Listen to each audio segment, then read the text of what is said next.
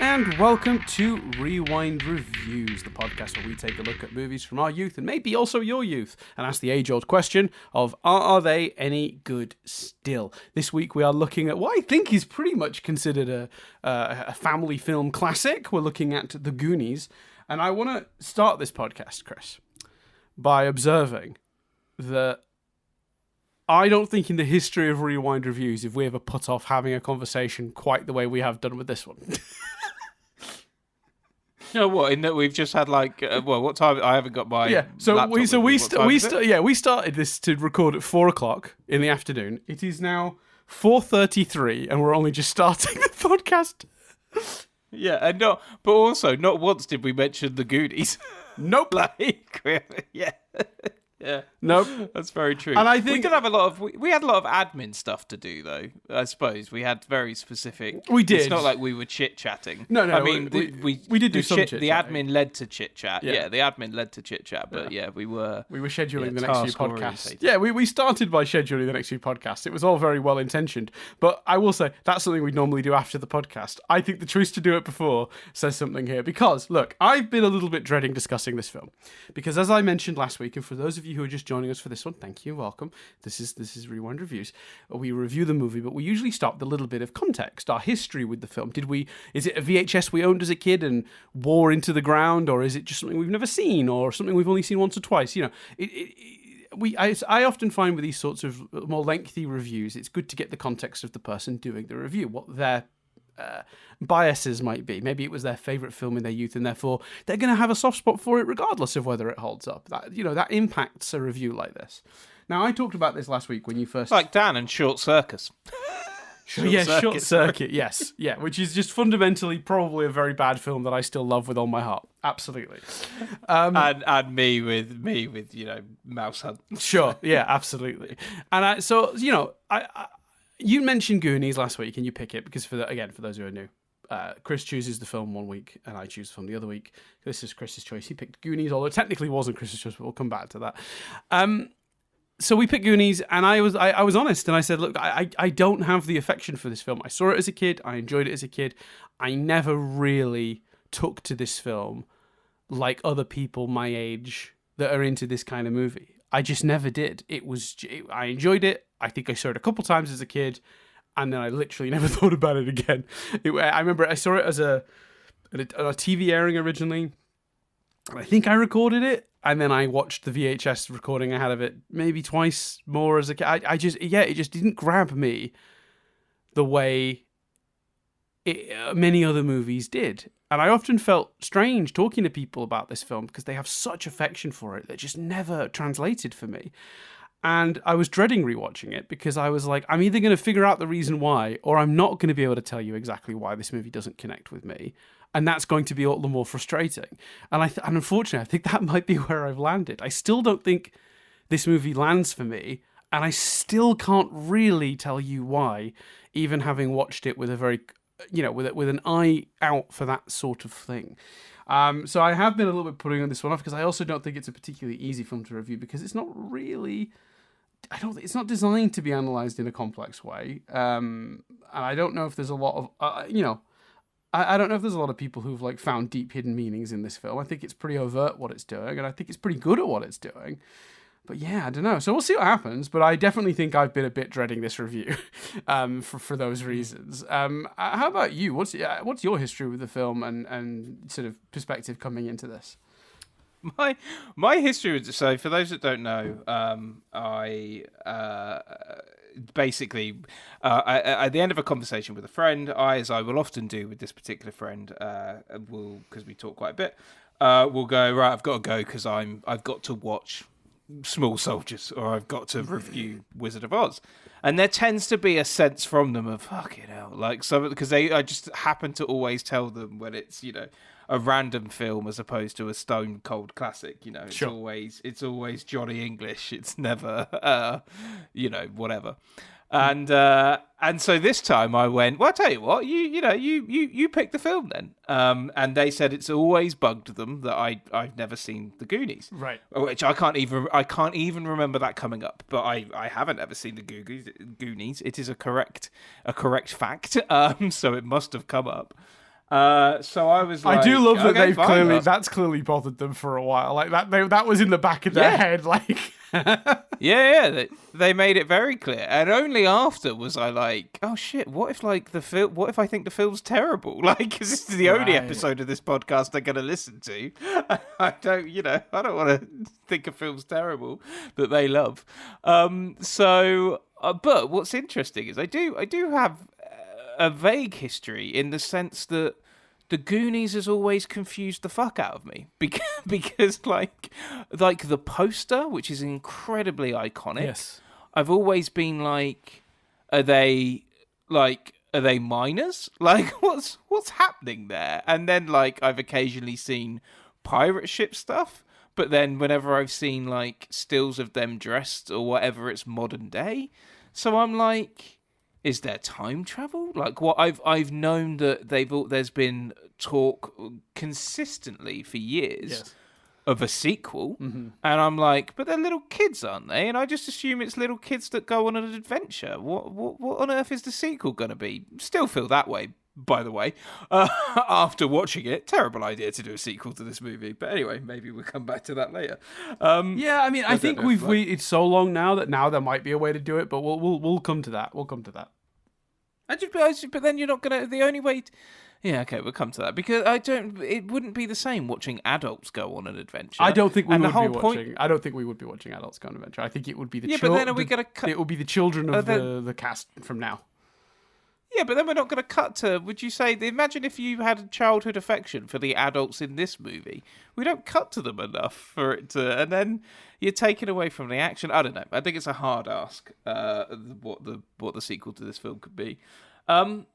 Yeah, so well, we're agreed on that. I do think there's a way to do it, but we are agreed on that. It's gonna whoever. Well, in looking at it, it looks like it's still Columbus and Spielberg, but like, you're right. It's going to be a massively hard ask to introduce us to a new group of kids and make them feel for them the way this movie sort of endears you to these children. You know, it's going to be a lot, and then also spend enough time with the adults to hit the nostalgia buttons.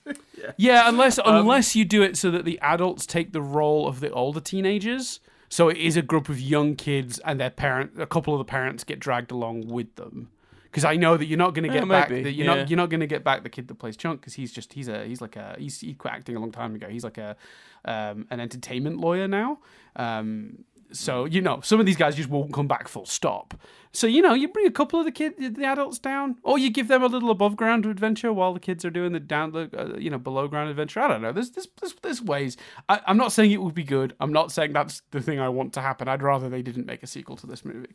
But in a world where that's happening, I am learning slowly to not ever let my lack of imagination stop someone else from figuring out a way to do it. Like, I could sit here all day and go, I can't think of a way to make that function. It doesn't mean someone else hasn't gone, I've got a perfect answer and figured out a way to do a wonderful Goonies sequel. I have to allow for the possibility that a more creative person than me exists. Well, it's the Watchmen rule, isn't it? As we sometimes refer to it, on Nothing But Static. Yeah, for those who are not familiar, that Chris and I were very judgmental of the Watchmen TV series HBO were producing while it was being developed, and then it turned out to be one of the best TV series of the year. It wasn't just that; it was also Damon Lindelof's like slightly pretentious post where he was like, "It's going to be this, and it's going to be this. Oh, and we it's going mocked to be it all so of much. these things," and you were just like. You were like, how the fuck is it going to be all of those things? It's obviously not, is it? And then you watch it and go, oh no, it's all of those things. Yeah. No. This is what I'm saying. We've done this we've been around the block doing these podcasts for a while now. 2012, we started doing this, and I think I've just learned to never be the guy that's like that won't and can't work because I've just been proven wrong so many times. But you're right. It's low odds. I wouldn't like the chances of any poor bastard sat down to write Goonies 2. That 100%. That would be a struggle. But in terms of the original, so you had no knowledge of the film, so you sit down presumably in the last day or so and watch Goonies for the first time.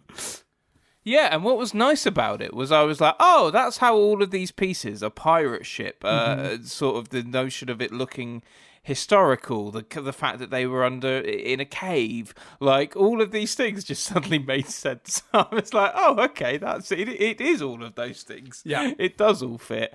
Okay, that's quite cool. And loads of I'm just going to double check Damon Lindelof didn't write it. Because it's all the things that they said it would be. Yeah. Loads of references that I'm like, oh right, okay, like the Fratellis. That's presumably, well, no, not presumably. I looked it up. That's why the Scottish band are called the Fratellis. Yes. Truffle shuffle is a phrase I've heard a lot. Kevin Smith references the truffle shuffle a lot. So I'm assuming if you've heard that referenced, it's Kevin Smith. I know you're a big consumer of Kevin Smith's podcasts and speaking sort of stuff, and he talks about it. He brings it up as a joke quite frequently. There were loads of them, and let alone you're watching it and suddenly it's like, is that Josh Brolin? There's all these stars in it as well. It's Samwise Gamgee. He's the main kid. Yeah. Suddenly, all of these things fell into place. Yes. And that was exciting. So I was excited by that. In terms of just going into headline thoughts, I thought I think this falls into the category of it's most effective if you watch it at a certain point in your life, for sure. Mm-hmm. I felt similarly, but not as strongly about its flaws as I personally felt. I can't remember where. I think you ended on a similar page to me. I think I might be wrong. You can correct me if I am. But when we reviewed Hook, it was sort of like I was like, I'm not. I felt way more strongly about Hook in that sense of I don't think this actually works that well.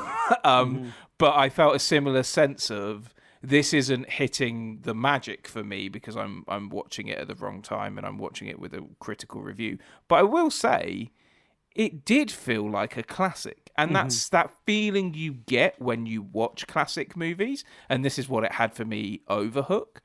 I felt that. Some films, you just feel the sort of, I don't know, their icon status. And you just feel a certain amount of 80s, 90s Sunday afternoon watching warmth when you watch them. And I definitely felt that with this film. But there are definitely things that, are things I noticed and found perplexing. Them trying to escape being told to walk the plank by the Fratellis, and then their way of escaping is to jump off the ship. I'm like, well, that feels odd. We'll talk about it, but I mean, there are 101 sort of logic bumps that the movie has that I think because it's such a fun sort of rompy movie, you do just sort of you just go with it. But if you were to stop and think about a lot of the things that happen in this movie, there are a huge number of logic sort of, and that's, I wouldn't even say they were plot holes, just you want me to believe these kids are even dumber than they are because that's a weird choice even for them to have made, that sort of thing. The big one being at the end when it's why are they not all going, oh, guys, there's a fuck ton of rich things, because we can't say treasure, we have to say rich things for some reason. I know, I don't. I tried to figure that out. I think it was just a choice of words they liked. But yeah, I guess they were trying to stop it from being compared to, I don't know, Treasure Island or anything like that. Maybe. Yeah. But I've never heard anyone describe this movie as they're looking for rich things. It's always I knew treasure was involved. Right, yeah. Why none of them are guys, we've caught the bad guys. There's a shitload of treasure back there. Should we go and get it? So there's things like that. But you know what? And it's kind of like you in terms of you saying you're finding it difficult to review. I think this is part of it. All of those logic bumps that I could throw at this movie, the response to them is, but that's not the point of the film, is it? And more than any other film that we've reviewed potentially, this is how that conversation would usually go. This logic issue. Yeah, but that's not the point of the film, is it? Yeah, but it needs to still function and it needs to and whatever. This is how it would go with this movie. Oh, logic bump. Yeah, but that's not really the point of the film, is it? Yeah, no, it isn't. Yeah, you're right. Because you just maybe because it's so much fun. I don't know. I think that is it. I think it's because you sort of understand that the movie's goal is entertainment over that, and because you understand very clearly the intention of the script, it's hard. It's like, if somebody deliberately writes a movie that's like devoid of comedy, it's like deliberately a very serious film, like by choice.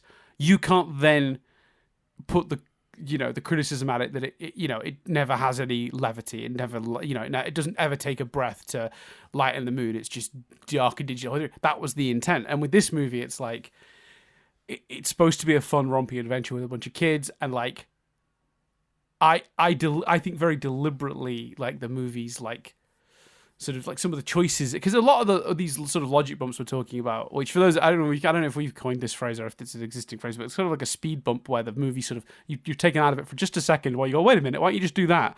They're not nitpicks, because, you can always just say, well, that's just what the character chose in that moment. They're not plot holes, because again, that's just what the character chose in that moment. So there's sort of these weird things that just for a second take you out of the movie, because you're like, well, there's an obvious solution you didn't come up with there. Like, for example, they climb down the fireplace, and they're in there, and Chunk isn't down there yet. And they're like, Chunk, you go get the police, because there's a window you can literally escape out of right there.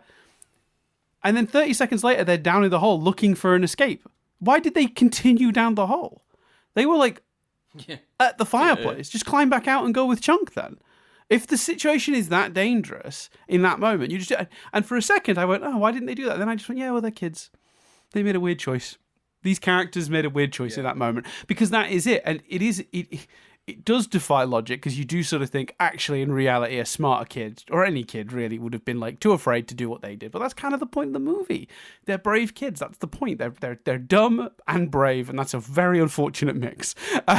So again, it's the deliberate nature of these hiccups that is and the villains make weird bad choices also.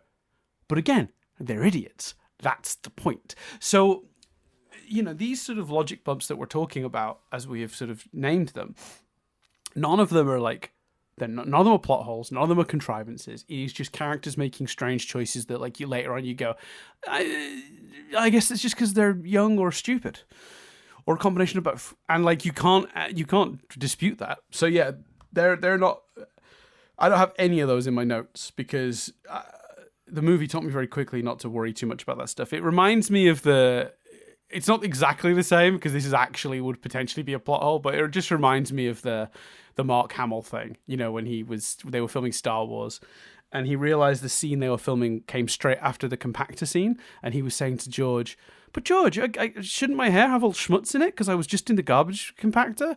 And Harrison Ford apparently just turned to him and said, kid, it's not that kind of movie, which is, a really good point. And he's something like, if they notice that, we're in real trouble, which is a great line, And I think that's true. And I don't know if that's an exact one-to-one comparison, because that would have actually been an actual, like, not a plot hole as such, but what's the word I'm looking for? That would be a nitpicky, logicy thing that's a lot more tangible than the ones from this movie. I'm rambling. Sorry, Chris. You God. No, well, I think the other thing to acknowledge is it's also not as simple as, and I know you weren't saying it is, and neither was I. I'm just making this as an additional point. It's not as simple as, oh, well, that's the lead character. The villains are meant to be dumb. The kids are meant to be adventurous, and it's all about having fun. It's also, to the movie's absolute credit, doing all of those things brilliantly. It's the fun is fun. I think it's a bold choice of Richard Donner's to basically mimic his own work at the end. But anyway, we'll talk about that when we get there, with the Superman sloth thing. Yes. But it is fun. You do get swept up. Yes. And you do feel a sense of adventure. And one thing, which you just hit on my biggest thing, is the sense of adventure. It's so apparent throughout. Yeah. And how does it, and we'll deep dive into the sense of adventure and then maybe come back to this point. How, like, as we get further into the movie, I'm like, well, surely one of the criticisms of this film is going to be that you could probably do it without one or two of the characters. Sure. Because there's so many characters. Then we get to the end of the movie, and I'm like, I don't know which character I'd take out. Like, how have they made that work? Like, how have they achieved that? I think I could cut this down. I reckon there's at least 2 I could probably snip from the movie. But yeah. Who are they then? Who are you taking out? I am taking out. I'm probably taking. I love the actress, but I'm taking Steph out. I don't know what Steph. I might take Steph. I definitely am. I'm definitely potentially combining Mikey with Mouth, if I'm being honest. That you've got the main kid and then the kid that talks too much. Can they not be the same kid? They could be the same kid, I think. Because I actually find my issue with the main boys, not looking at the 2 older girls for a second, is the overlap of like, so Josh Brolin's the teenage one. Corey Feldman is the cool one, the mouth, the talkative one who's, we got Kihei Kwan as the smart one, the gadget kid, Jeff Cohen, who unfortunately is basically just, the fat one. That is the character they've given him. And then Sean Austin's Mikey is like the boring one. Like, what is he, like, what's his thing other than that he wants to find this treasure? But they all do. Like, he's the one. I guess he's the heart of the group, you could argue. But I don't know, you could give that role to one of the others, and it will probably be Corey Feldman's character. But then again, would you want to lose the actor? That's the thing for me. It's like, I could, if I'm looking at this as a script, there are characters I could merge or shift or, reduce this for sure. But looking at this cast, I don't want to lose any of these kids. They're amazing. And that's the real problem, is like, do I think Steph's stuff could maybe come from someone else? Probably. But would I want to lose Martha Plimpton? Absolutely not. Martha Plimpton is a fucking national treasure, and America should be wrapping her in cotton wool and putting her in a little safety deposit box for she should be preserved for all time. I love Martha Plimpton. I've always loved Martha Plimpton. I mean, God, Raising Hope is one of my favorite shows of all time, and she's she's a masterful comedic actress, and she's great in this, in sort of an unusually straight man character for her. Like, she usually plays the comic relief. I've never seen her play the sort of like the I don't know what the word I'm looking for is, the sort of like the buzzkill. She's the buzzkill one. But it's funny you say about they're the X one, because, and again, I don't know how they've pulled this off, because my argument to getting rid of the characters you've mentioned, especially the girls, less so with the boys, I think there's more of an argument there. But my argument with the girls is they're both doing something very different and serving 2 different purposes. And again, what is the fucking magic trick about that? Is I'm like, okay, well maybe that's it then. And it's like, and so then I go, okay, well maybe the magic trick is they've picked archetypes and in some cases stereotypes, and they're just doing those really well. But they're not. Like, the villains have a lot of Italian stereotypes, and they're handled appallingly. Mm-hmm. And there's some other stereotyping in the film that's also not handled well. And I'm not talking, although some of it is, I'm not just talking retroactively through a modern lens not handled well. I'm talking the Italian stuff in particular with the Fratellis is bad. And yet somehow...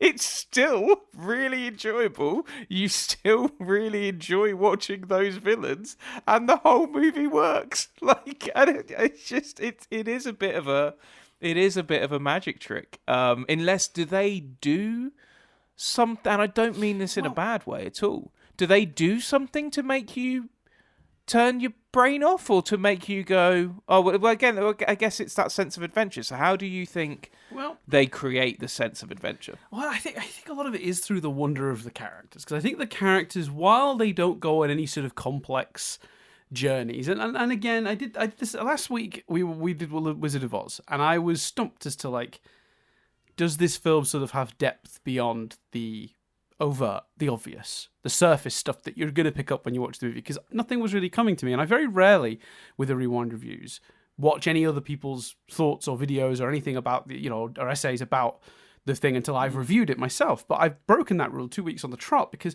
I finished the movie and was like, I'm not sure there is anything beyond this, and I'll be curious to see if other people have mined this movie for greater depth than is just the surface. And I'm not saying that's bad, by the way. It is not a criticism for a film to just be what it is, right? Not every movie needs subtext. To borrow a quote from Garth Marenghi, I know writers who use subtext, and they're all cowards.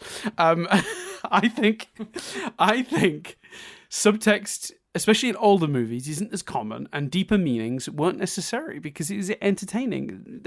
I think we expect more from films these days, and that's okay, and I think that is right, and I think we do expect to be more invested in the stories and to have more in-depth character arcs and all that stuff. But sometimes a film can just be what it is, and I think I looked at this film to see if anybody had sort of cracked it down to anything deeper that I thought was legitimate, because you get a lot of people making up all sorts of nonsense theories that don't really work. The one that came up with this film was that it's actually about not wanting to let go of your childhood. And for a minute I went, oh, maybe it is about that. And then I thought about the ending. I went, no, it's not about that. Because if it was about that, the lesson they'd learn at the end is that it's okay to move on. And even if they are going to be all separated, or they're going to have to move on from where they live, they're still going to have each other. That's the ending of the movie, if that's the message you're making. This movie's ending very much leans to just, we went on a fun adventure and we saved the town, which is, I think, the intention, if I'm being honest. I don't really buy that. The closest it comes to landing on that idea is Mikey's speech. This is our time. We've got to hold on to it. This is for us. That speech is pretty good, and it does sort of lean towards that idea that he's clinging on to his childhood before it gets taken away from him. But I think that's a bit of a stretch, personally. So when we're talking about this movie, I think the actual thing that really is that's so good about it, or the reason that the adventure stuff works, is the characters are what they are. There isn't crazy levels of insane character depth to them, and as a result we understand them all really quickly, and when they go on, and we understand their relation to each other really quickly, their friendship really quickly, so that when they go on the adventure and they're feeling wonder, I feel that wonder because I'm with them. I'm a Goonie while I'm watching the movie, because I'm so quickly charmed by them, both from a performance perspective, because this cast top to fucking bottom is astounding. We'll come back to that in more detail later if we want, but between the charmingly written characters that are all very unique and a little falling into sort of they've all got their thing, their stereotype, the teenage one, the cool one, the smart one, the fat one, whatever. But that actually is a little shortcut to making me understand them and like them very quickly. It's also very consistent how it's written. Chunky's also clumsy. And Mikey knows this.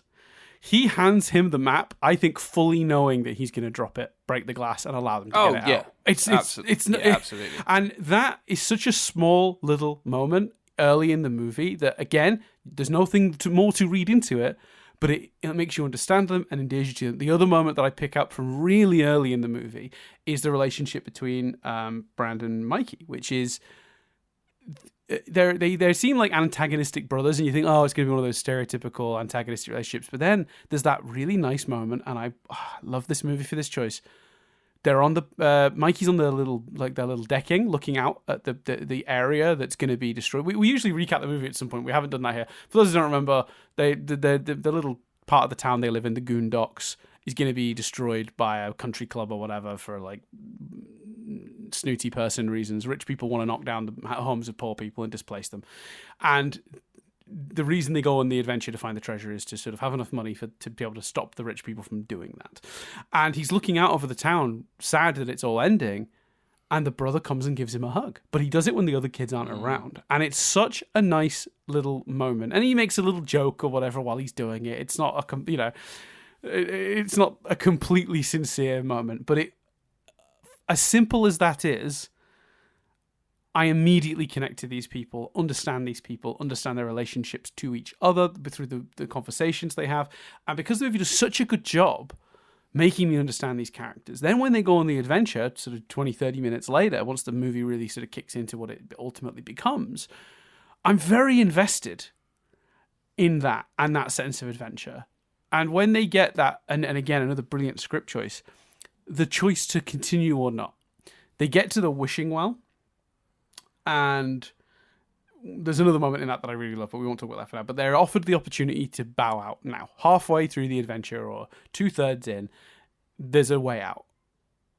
And they choose not to. Because at that point, I understand exactly what they want out of this and what they're doing out of this. And there's one character that doesn't want to choose not to, which again makes sense for them. And it's perfectly done. And again, it's all about the character work. Obviously, the movie has a sense of adventure in terms of it's shot well, the music's really good, all of that stuff. But I think the real reason you buy the movie's sense of adventure is because the kids feel it and you engage with the kids and therefore you feel it. That was a very long-winded way to make what is actually quite a short point. But I also reviewed other parts of the movie while I did it. So I'm going to call that double duty. Yeah, absolutely. And I think, you very eloquently described the sense of adventure, and that I think we're both agreed on is why it works, and maybe why you forgive some of the things that you wouldn't necessarily forgive other movies for. Yeah. And I think in a way the Fratellis are a good example of that. They're not particularly fleshed out. I mean, what are their motivations? Like they're bad guys. They're just a crime family. They're printing money. They want busted money. out of jail. Yeah, they're a crime family that find out they're sat on top of a route to a treasure. It's that simple. And that's, I think, so much of the key to this movie. Again, it's so simple, deliberately, so that it can do the simple thing really well. Do we need to spend 20, 30 minutes with the Fratellis, getting the ins and outs of their motivations for why they turned to crime, their troubled childhoods? No. They're bad guys. They found out they're sat on top of a fortune. These kids are in their way, but the kids are also sort of leading them to it, so here they go, off on the adventure. It's that simple, and and to look for more in that than there is, I think it's folly. And I think they use shorthand all over the place. Sloth as a character exists, one, to be to demonstrate that you win the day by being a decent human being, not by being a piece of shit. It's a very simple idea. I was originally going to criticize the movie for Chunk and Sloth's relationship being almost non-existent, other than in the movie he keeps saying that he loves him. They love each other now. I'm like, okay, but they didn't really get any scenes. They get the initial scenes together, and then they're just in the action with everyone else, and now Sloth's just a Goonie, I guess. Like, it all feels very fast, but when I think about it on reflection, I'm just like, well, no, that's the point. All Sloth ever needed was just someone to be decent to him for 5 seconds, and now they're his best friend. That's the actual point. It doesn't need to be deeper. It doesn't need to be more complex. He was nice to him where the family had not been. Simple. This movie just like 20 really good, simple ideas played out correctly. The other idea being, of course, the country club people sort of looking to displace all these poor families. That's also like there's a slight political message to that. It's very subtle, although I'm sure if they remade the movie now, everyone would be saying it's too woke or whatever, even though that plot is obviously here and present in the 85 version. So yeah, I think what's so impressive is like how simple all that stuff is. And I was yearning for more character stuff, and maybe this is actually the reason it's never really connected for me, because as we have discussed on this podcast many times, I've always been attracted to films with deep, interesting characters being explored alongside the adventure. And because this movie makes this deliberate choice to just like do everything at a very surface level and just be a fun adventure for kids, it just doesn't connect with me that way. Is that the secret to why I've never adored this film the way other people have? I appreciate it from a critical perspective, having watched it with my little critic's hat on, which is a literal physical hat, by the way, with a big C on it that I wear when I watch these movies for listeners. I'll let you, in your heads, picture what kind of hat it is. No, not that one. Whatever you think. Indeed, what the C stands for. Well, no, I said it was C, critic hat. Yeah, no, I'm just saying, but if you're giving people the ability to imagine for themselves what the hat looks like, I reckon, you could also give them the ability to put their own meaning to you wearing a big C on your head. I thought you said T. I thought you misheard the letter. Yeah, okay, yeah, C. Yeah, no, figure it out. Figure it out. Yeah, and you can picture what kind of hat you like, and whatever the first one you imagined was, it's not that one. It's the second one you think of. a little beanie hat. I will say about Chunk and Sloth. I do think it's a bit off of Chunk to essentially invite an adult man to live with them without checking with his parents. I wrote that down. Apparently, the novelization confirms that this does indeed end up happening. Would you like me to? I can quickly read that out. 1 second. Yeah, go for it, please. Let me just see if I can find it. I felt for his parents in that moment. Yeah, so the novelization of the movie confirms that Chunk's parents do indeed adopt Sloth. I didn't know you could adopt a grown man, but there you go. Going so far as to throw him his very own bar mitzvah. Oh, wow. Okay. And here's the thing, right? I again, it's the charm of the characters that sells you on it. Sloth is so delightful once you meet him. And by the way, I was shocked at like how late into the movie he properly is introduced. Like you see him in glimpses or whatever, you know he exists earlier in the movie, but when he actually gets put together with Chunk, which is one of the things I remembered most from the movie, from my childhood, was Sloth and Chunk having a sort of side adventure and then catching up with the rest of it. I remembered that really vividly. It doesn't happen until there's like 30 minutes, 20 minutes of the movie left. I was really surprised at how late we properly introduced Sloth to the film. I was shocked at how late that was. But they do a lot with a little. He's such a funny and well-realized character. Like you were affectionate towards him instantly, I think. Yeah, oh, absolutely you are. Yeah. And also and maybe that's one element in which they do the villains really well, because I think part of that is just they're so brutal to him. They're so horrendous that you just can't help but feel sorry for him. But and like you say, it's a shorthand, isn't it? It's a quick way to make you think to really sell you on how evil they are, which is how mean they treated Sloth versus then how the Goonies do. And actually, and you know, maybe this is a subject to delve into. And again, we've established, no flaws matter with this movie. It still works. Well, I wouldn't say no flaws matter. But I would say that the majority of the ones I bumped up against were the sort that you can very easily dismiss because of the quality of the rest of the movie. I'm saying there's a big old pirate ship and none of them matter. But it's not just the Fratellis being mean to Sloth, is it? The Goonies themselves, and here's a broad topic for you. Are all of these kids pricks, right? Because I was about to say, they're all really horrible to Chunk. I think his nickname says quite a lot in terms of them being horrible to Chunk. But equally, there's a portion of the movie where Chunk reels off a load of crimes he's committed that also make him seem like a bit of a dick. So, isn't it amazing the affection that everyone has for, let's be honest, a bunch of, knobheads? Yeah, they are. I mean, look, one thing that I will say, and this is a flaw in the movie and it's closely linked to that, the dialogue and the amount of noise this movie produces is I've not been this frustrated listening to characters talk since I watched Uncut Gems. And if you've seen that movie, you know what I mean. They're just all talking all the time, just talking over each other, and it's very naturalistic, but it actually is quite not anxiety inducing, but it's like it's unpleasant to sit through sometimes, especially in the early part of the movie when it's really naturalistic and they're all just in the living room yelling at each other and being mean to each other and oh my god. And in those moments I was like, oh, this is going to be a hard watch. It turned out to ease off a bit and I got more into it as it went on, but that is a flaw I don't think the movie gets a pass on. And for me, I think I understand what they were doing. They let the kids just do it very naturalistically, and it is convincing.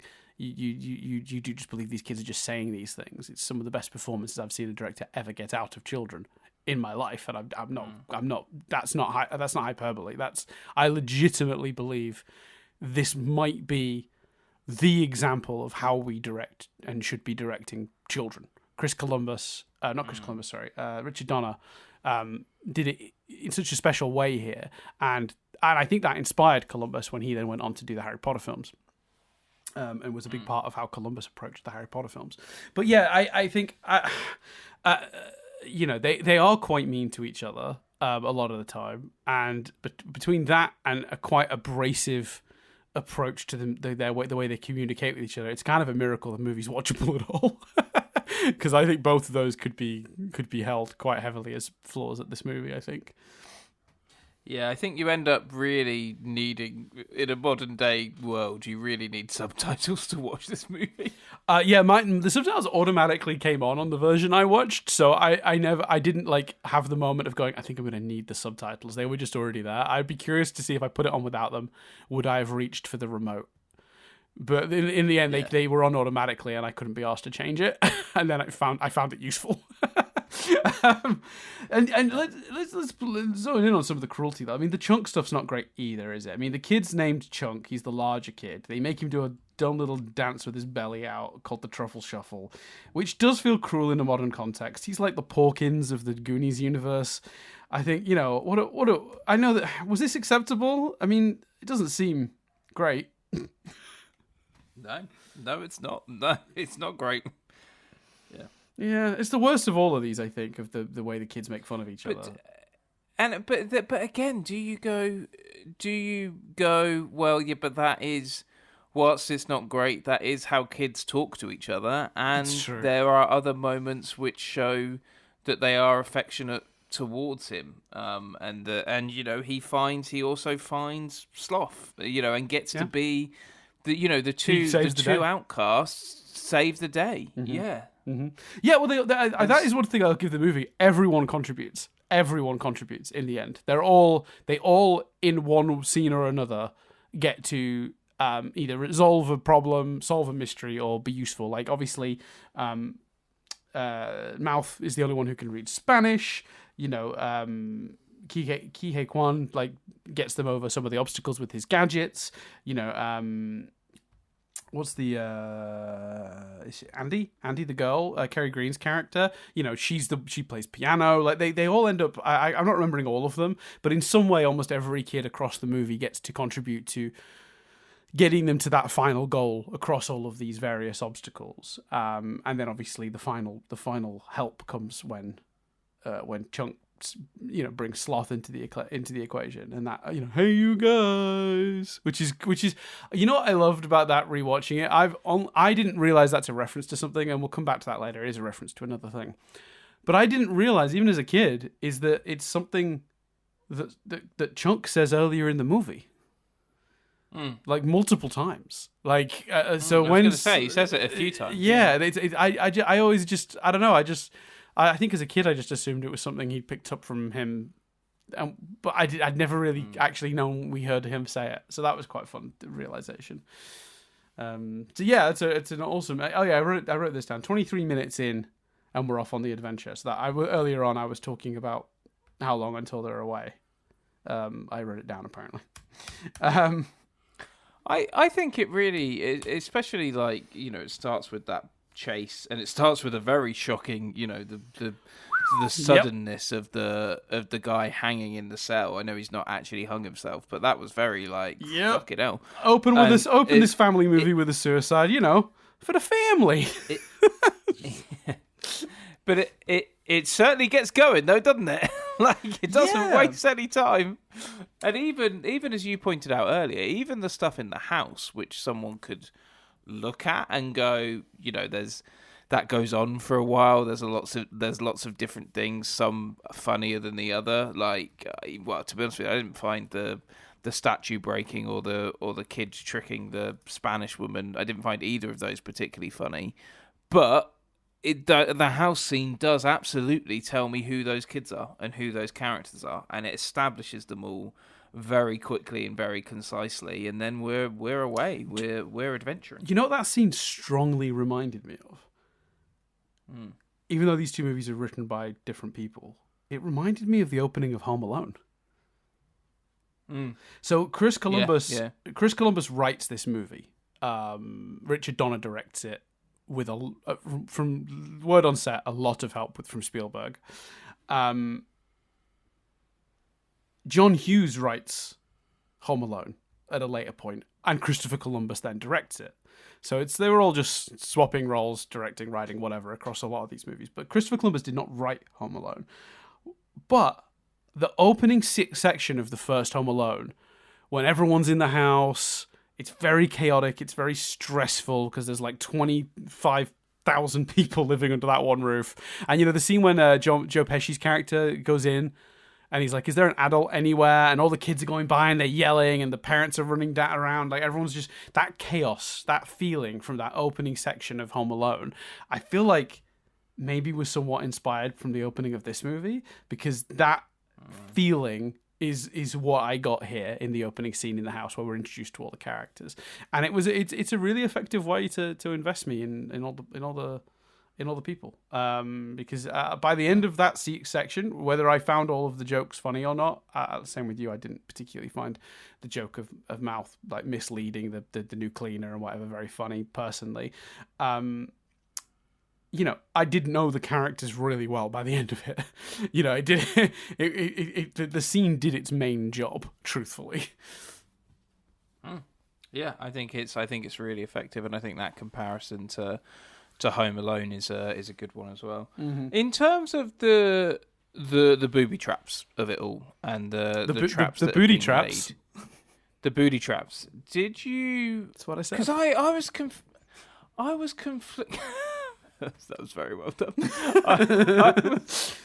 I was slightly conflicted on, like, were all of them intense, or were some of them, we got to do a thing, we've done a thing, cool. Do you know what I mean by that? I think they were as a whole thing, as I've made clear. I found it all very exciting. But what do you feel about the traps and the actual, the treasure hunting of it all? Yeah, not as strong as my memory, if I'm being honest, because a lot of them are just like, okay, a sort of Rube Goldberg machine has started, a ball is knocking into a thing that's cutting a rope that's doing this, and it's like, the trap is coming, and obviously we're not going to squish one of these children, so how are they going to get out of it? Sometimes the answer was clever, and that was satisfying, but there's not a lot of tension to them. I felt more tension in the scenes when the Fratellis were close by than I did when they were when they were a bit more separate. So for those who don't remember the structure of the movie, they go down, and it's basically room after room with like traps and obstacles for the kids to get over to get to the treasure. And the Fratellis start quite far behind them, but catch up reasonably quickly to the point where they meet up, and they're crossing over like a log as a bridge, and Data squirts like oil out of his shoes, and that's a great moment because there's a tension because they're right there, they're so close, and they've got guns and they're shooting, but they trip because he's slipped, and that's a clever solution, and there's tension and all that stuff's good. But there's a scene like only 2 or 3 scenes later where the Fratellis haven't quite caught up yet, and it basically, they set off a trap that drops boulders into a corridor that they're basically no longer in by the time they're dropping. And I felt, and I mean this in the kindest possible way, so little tension in that moment that I genuinely was like, how is this directed by Richard Donner? Architect of, some of the greatest movies to involve action of this era, like the Superman movies, and they are full of tension, which is amazing because obviously Superman's a hard character to create tension for because he's invulnerable to a degree. So I really struggled with the 2 or 3 of the sequences in this movie having less tension than they should have, in my opinion.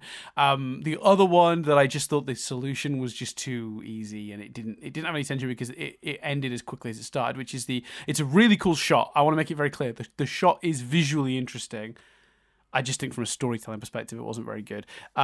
It's the one where they put their hand in and then the ball rolls around and it opens a trap door to spikes, and Data falls down it, and he just throws out a pair of teeth on a spring, and they connect to the wall somehow, and then he just sort of lowers down like in Mission Impossible. Again, really cool shot. Zero tension to that moment at all. It's just a fun moment where you go, oh, Data got out of it with his gadgets. He pulled a little trigger, and then the thing happened. But is that Kid Inspector Gadget secretly? That boxing glove comes out of fucking nowhere. I was going to say, also arguably a logic flaw that you don't bump into. If you track all of Data's, stuff. It's like, how's he like got all this in just a coat and his rucksack? The funny thing is, he's got 007 written on his belt, and the James Bond music plays at one point when he has a heroic moment. And I think it's really funny thinking about that, because one criticism that often gets levied at old James Bond films is that at the start of the movie they'll be like, James, here's a pen that's actually dynamite, and here is a hat that turns into a parachute. And then across that movie, he'll need a parachute hat and a pen that explodes. He's got the exact gadgets for each situation ready, but at least the James Bond movie establishes them at the beginning. Whereas in this, he just always has the gadget he needs handy. Like, it's like how could he have possibly known? But it doesn't matter, because again, it's like you said, that's one of those logic bumps in logic that you don't even think about it. It's a goofy, fun movie, and like, we're not going to think too deep about that. He's a kid that has a lot of gadgets, but it is very funny that he specifically references 007 when that is a criticism levied at early James Bond movies. So I enjoyed that, but for the wrong reasons maybe. But yeah.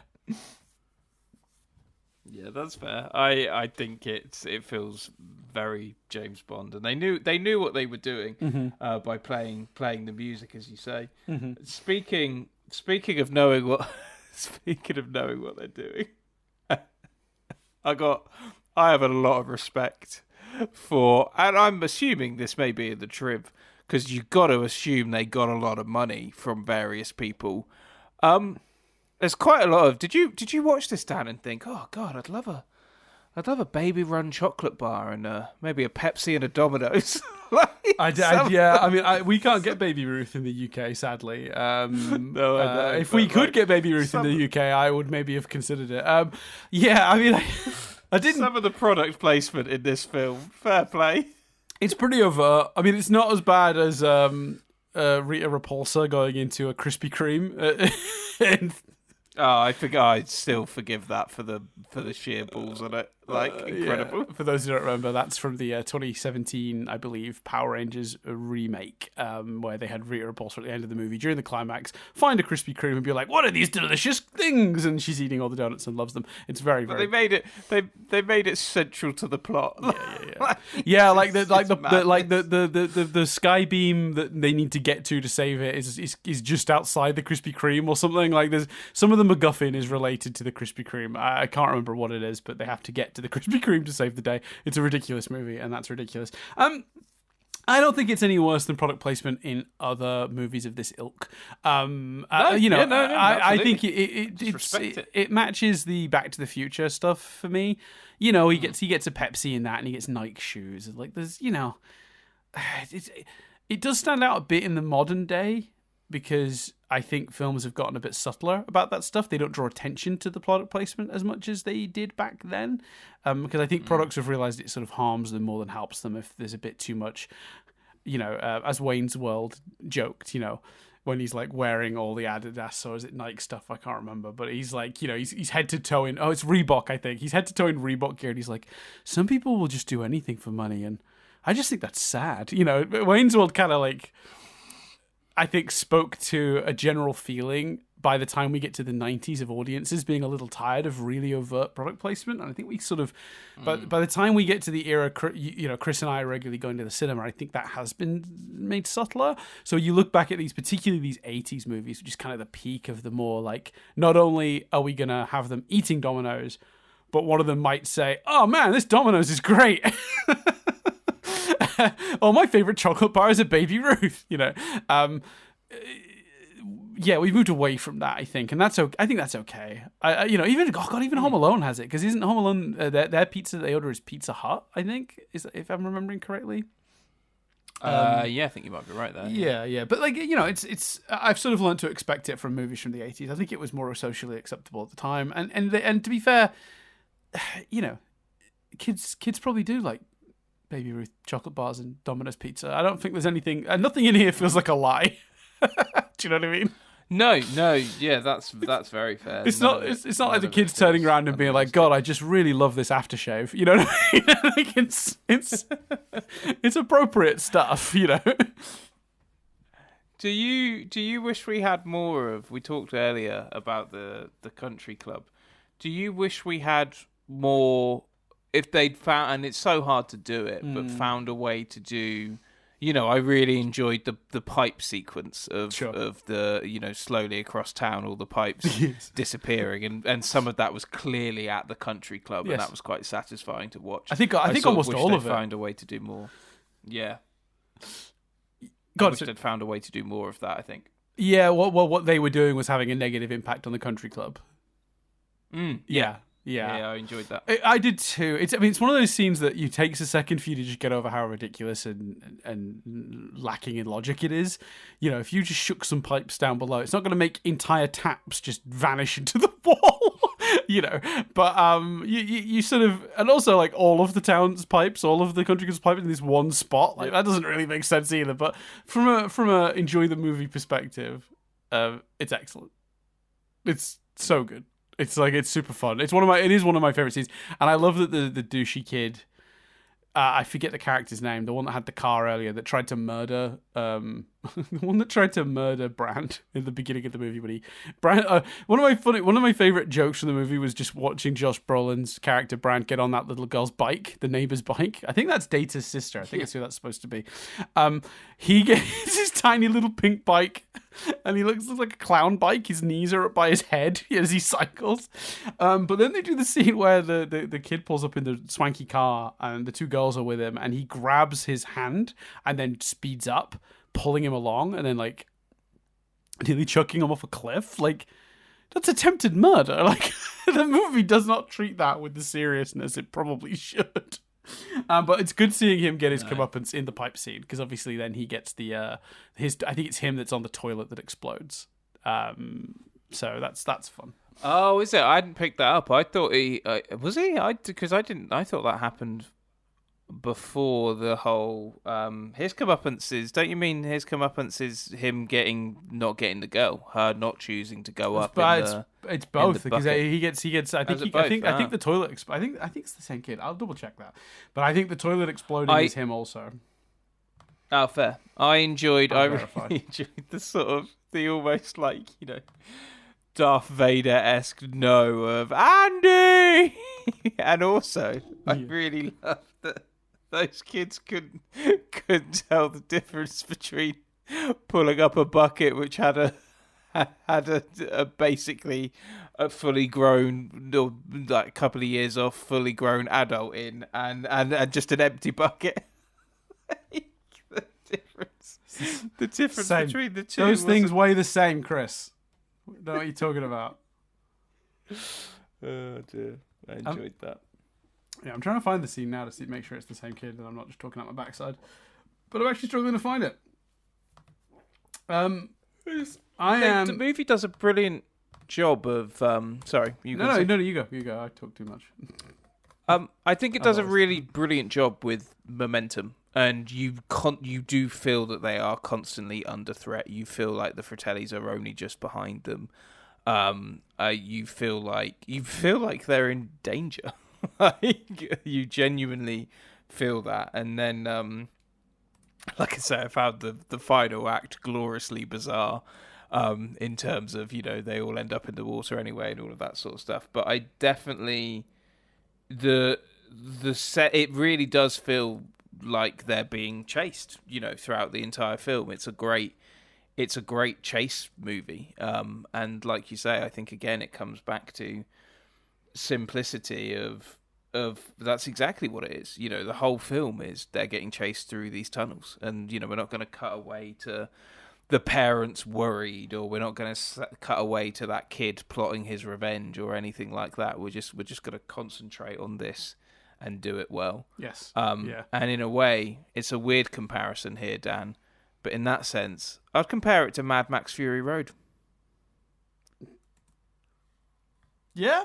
It's just it's doing one thing, telling one story really well with characters that are very well defined. Yeah.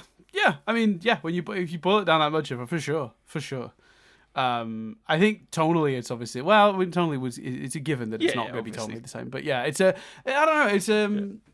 I think you're exactly right. I think it does seem to be doing the thing that is strongest about Fury Road is present here for sure. I'd say this is a much more flawed film for reasons we've probably already sort of talked about. But yeah, I would certainly agree with that. I just double checked; it is the same kid. The toilet explodes. Oh, nice. And looking at the pipe scene, I think all of the impact is the country club. I think they're like supposed to be directly below the country club. I'm looking at it. All of this is like they're at batting cages. They're in the shower rooms of the country club. It all seems to be all of the pipe stuff seems to just impact the country club. From what I can, from the glimpse I'm getting here, just flicking through it while we're talking, that appears to be what's going down. So yeah, look, I don't think it's a perfect movie. I think we've sort of summed up. Like, I think the characters are very thin, deliberately so. I think there are definitely a bunch of sort of moments that'll take you out of the movie where you just think they should have probably done that. There's also like some tension issues, I'd say, to some of the sort of various adventure-y bits, some of the traps and stuff. And then I mean, there are also some weird, uncomfortable choices as well, such as the kiss, which I guess we'll get to properly in a second. And you know, things like Data always having the right tool for the job, and some of the solutions being a little easy, which doesn't help with the tension already feeling like a little lax in places. But I mean, if we usually do recommend, not recommend up front. If we're just doing recommend, not recommend, if you've not seen this, you probably should. It definitely is a classic. It is definitely fun. I don't think I'll watch it again. If I'm being honest, it didn't connect to me. I didn't discover it as a new favourite on this viewing, unfortunately. And if you're a big Goonies fan, I am sorry that is the case. I enjoyed but didn't love it as a kid, and unfortunately that has just exactly the same. Enjoyed but didn't love. But I would still be recommending it for people if they are interested in watching it in the modern age. I still think it's a super fun movie. It does fly by reasonably quickly. It's longer than I thought it was going to be. I didn't feel that too much. What is it? It's like an hour and 50. I think, which for a kid. Yeah, I think it's an hour 47. Yeah, something like that. Yeah. Okay, I just pulled it up. It's an hour 53. Wow. Okay. Well, there you go. An hour 53. Jesus. Because I already had it open when I was looking at the pipes scene. That goes by pretty quick. I would say it's enjoyable. I wouldn't put it in my like rotation of like old movies that I love and will go back to, but I totally understand why other people do. I think that I think there's tons of really nice moments and a lot of fun to be had watching the film. So yeah, what's your overview, Chris? Before I do a couple little points, I think we need to talk about the weirdness of the kiss, but we'll come back to that, I think. Yeah, well, we can. Yeah, we talk about that, and then I'll go into the trip. Then we can go into Triv after I'll use my wrap up to lead into the Triv. Sure. Let's get the last couple of notes and bits out of the way. Then let's talk about the kiss. I felt uncomfortable with the kiss. It's not good. It's a weird story choice. I don't like it, and I particularly hate that they double down on it at the end. When the worst bit of that is his parents. The worst bit of that is his parents reacting this kind of kind of way. It's horrible. Oh. Yeah, the line about the rest of him catching up to his kissing is one of the most upsetting lines. And look, I sometimes will say, oh, you know, it was the different time. These things are acceptable. No, that was never acceptable. Not then, not now. I don't know how that was in the movie and everyone was fine with it. It's really, you know what gross. That reminds me of? It's the babysitter giving the young kid a naked photo of herself in Crazy Stupid Love. It's just like, oh no, it's not needed. It's not funny. There's also it serves. I think this is one of the most offensive things about it. Is it serves no character purpose for is it Brand? Yeah. Is it not Brand? The brother. Mikey. It's not like. Yeah, it's not like Mikey's shy or worried. Mikey is leading a group of people through an underground tunnel to look for treasure he's convinced is there. And they do. I think, Mikey's conversation with the skeleton at the end, they do a lot of stuff I really love with Mikey. Mikey doesn't need to randomly kiss that girl. Like, it doesn't make any sense. It doesn't even impact what happens with Brandon, the girl. He sort of moves on from it. She moves on from it. Yeah. Like, really quickly, and then has that weird moment at the end. And even worse, the red flags were there because the actress was a bit uncomfortable doing it. So, like, yeah, that makes sense. Yeah, if the actress, look, I just think, like, if you're directing this movie, or you're a producer on this movie, or you're involved in making this film, and you become aware that the actress is uncomfortable about doing a scene, you have to take just a beat and go, why? And if the answer is because it's creepy and weird, then you need to just not do it. Because especially in this movie, where it has zero impact on any of the stories that are happening. I guess they just thought it was funny because Steph, like, is laughing, and there's the bit where she's like, "It's like he must have been stood in a hole or something." Oh, we haven't explained what the kiss is. Sorry, we haven't actually. If anyone who doesn't remember, Mikey, the youngest kid, there's a whole mix-up with, like, the girls' room, the boys' room, the men's room, and she thinks in the dark she's kissing Brand, Josh Brolin's character, but she actually ends up kissing Sean Austin's character, Mikey, and the joke then becomes that she's like, oh, he must have been stood in a hole because he seemed short or on a ledge or something. And Steph knows what happened and she's laughing. And then eventually she works it out. And it's like a weird, funny moment, I guess. But it's not that funny and it doesn't do anything for any of the characters. And it leads to the creepiest line in the world at the end when she's being like, she's complimenting Mikey and saying that, you're going to grow into, a decent human being. And she said, you don't have to worry about, like, I don't know. She says something like, I think it's something like when the rest of you catches up to your kissing ability, like, watch out, ladies, or something like that. I don't know. It's just something like that. And it's so broken. It's really bad. And I don't like it at all. And I think, yeah, if you've got an actress on set that thinks that that's creepy and it doesn't impact your movie at all, other than you think it's a funny joke, you should just take it out of your movie. That's what should have happened. That's exactly what should have happened. Agreed. And it's annoying because, that moment is, like, right next to one of the other sweeter moments of the movie that I love, which is when Data's parents describe him as their greatest invention, which is really sweet. A little unearned. Like, I didn't realize he was, seeking his parents' approval as such, but it's still a really nice moment. And I'm glad that's in the movie. Yeah, it's really sweet, isn't it? And they're kind of all the parents reuniting actually is lovely, and like how Chunk's parents are like, would figure he must be hungry, so giving him a Domino's. There's stereotypes and shaming there, which isn't good, or at least it feels like the movie is framing it that way. But, actually, it's quite sweet, all the reunions. And Mikey, admittedly, gets a lot more attention than Brand, but I guess he's older. It is Brand, isn't it? I'm saying his name right. Yeah, I believe so. I believe so, yeah. But the Data stuff was my favourite parent interaction as well. Just the notion of he's an inventor because his dad is. I thought that was very sweet. Mm-hmm. I really like the music puzzle, by the way. That's one of my favourites of these, because that one has tension. That's probably the one with the most tension, because, if she pushes the wrong button, like, she's not going to, but, like, you see the floor breaking beneath them, so any more wrong moves is going to lead to, death or whatever. So there's a bit more tension to that. And there's a reasonable amount of tension in the finale we haven't really talked about, that when the Fratellis finally catch up to them at the boat before Sloth comes in. There is a moment of, like, I don't know how they get out of this. This seems pretty much... They're dead to rights. Like, they've been caught. They have guns. They don't. I don't know how these kids are going to resolve this. No, but I've referenced this a few times, though. Did you not bump up against that? The notion of they don't want to walk the plank, and it's this whole, oh no. And then the solution is for them to jump off the boat anyway, and they're fine, and they're safe, and yeah. Yeah, no, I agree. It's kind of, yeah, but I think with the walking the plank thing, it's that obviously part of it is that they have all the jewels taken off them as well first. But then I guess, yeah, you're right. It comes to the same thing. Yeah, they've already lost the jewels for both of those, so it doesn't really matter. Yeah. Unless you could maybe argue, well, she and him, like, I can't remember the female character's name, Annie and Brand jump first, and they're safe. So maybe you could argue, oh, okay, the water's fine. If they're safe, we'll be safe. Let's go for it. Yeah.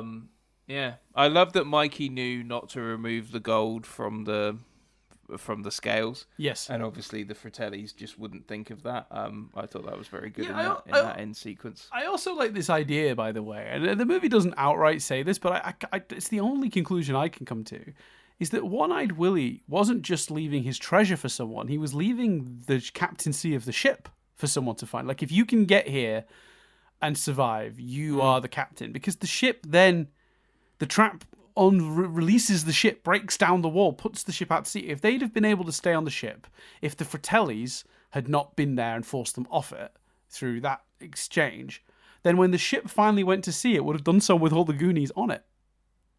So in a weird way, Willie wasn't just leaving his treasure for someone to find. He was leaving his ship and his role as captain of that ship to someone.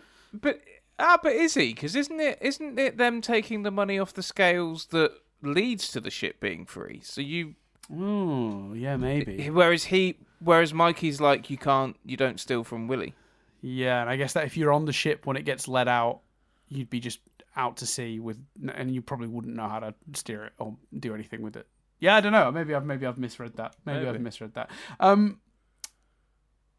There's some Home Alone shit in the movie with the Fratellis we haven't really covered, but there's the thing where they fall in their nuts. That happens. Not as good as the pratfalls in Home Alone. They figure that out better. Sort of 4 or 5 years after this when they do Home Alone. But I think the DNA of that dynamic from Home Alone is definitely in this movie in a small way before it evolves into what it becomes. The sort of criminals that are looking for money being thwarted by children, falling over and hitting themselves on the nuts and all that sort of stuff. That's... Yeah, I think the DNA of this movie, that was, and I know we've touched upon this with the references, but I've always known the Goonies was a big deal. I've always had it, referred to me as a big deal. Yeah. But the DNA of movies that came out just after, I mean, Home Alone, and in my opinion, this particular one, Home Alone, perfected over the Goonies, but the idea of, well, let's just have the villains be cartoon characters. But then you see the DNA of this movie in modern stuff, in Stranger Things. Mm-hmm. The DNA of this movie is in one of the biggest shows of the last 10 years. Yeah. Like, that's mad. And that's awesome. It's also heavily in a show we watched 9 months ago. Star Wars Skeleton Crew has a huge amount of Goonies built into its DNA. It's kids on a treasure hunt. They run away from home to go on a treasure hunt. Like it's. I think if we were reviewing these movies on their influence on cinema, this would be one of the most influential films we've ever reviewed on here, I think. It's so clear. Yeah, I think that's fair. It's so clear how much this movie impacted other directors and filmmakers, and the people who are making movies now that grew up watching this movie are inspired by it and consistently referencing it. And even that dynamic from Stranger Things of like there's a group of younger kids and a group of slightly older kids, they're older siblings, and using that dynamic to create comedy or drama or whatever you want to say, that's a huge part of Stranger Things. Even if we're just forgetting the kids on an adventure sort of element of it, that's also a big part of this one. Wow. And this was before. I've just looked it up to check, because I'd have bet money that this film I'm about to reference was before this film. But it wasn't. It was a year later. The Goonies was out before Stand By Me. Mm-hmm. Yes. And obviously Stand By Me has a slightly more dramatic edge to it. But, that seems mad to me. And to be fair, filmmaking takes a long time, and certainly took a long time in the 80s. So chances are it's coincidental, and Stand By Me wasn't necessarily inspired by the Goonies, because there wouldn't have been enough time to turn it around for that shorter time between the two films. But that's production mad to me. Production on Stand By Me starts in June of 1985. So when does the Goonies come out? Goonies comes out November. June. Yeah. Oh, okay. I've got the UK one of November. You're probably June 7th. Okay, so Goonies comes out as it's being produced. So the script for Stand by Me was already written. But to be fair, I mean, a lot of this also can be traced back to a film neither of us have. Well, not neither of us have seen. We haven't gotten a chance to review yet, which is E.T. from '82. So E.T. has a lot of influence on the Goonies, and then the Goonies has a lot of influence on everything that follows. So there's a thread you can follow of these movies. But it's anyone who loves this movie, who is disappointed that it hasn't been the wondrous, magical experience for me as it was for you watching it, or as for you watching it even today, please take heed of what we're saying here. Is that we are 100% acknowledging that this movie is not only a classic, but one of the most influential films of the last, 50 to 100 years. Like it's yeah, and it's also huge. also I'll lead into I'll use this as the lead into final thoughts. Only other note is we've acknowledged that the cast went on to do amazing things. They're also, just to reiterate, they're also all brilliant in this film. Like they're all fantastic here. It's great performances from everyone involved. I think in our own way, it's. I can't think of any film we've reviewed where we're like, there's been films that have been just as fun. Like for me, Last Action Hero. There's been films that have been as magical. But the notion of a film, I know you technically did see it, but it wasn't magical for you then. Mm-hmm. The notion of a film hitting us the same way as mid-30s, fellas with bad backs, in the way it would have hit us if we'd have watched it at 6-7 years old or whatever. Like that's a tall order, and actually, I think whilst maybe, and I guess my friend will be the litmus test on this, because I could appreciate that if you love this film, two people going, just basically spending, what are we at? around an hour going, there's this flaw, doesn't matter though. Like it may not seem like a compliment, but I mean, listen to one of the other episodes of this podcast.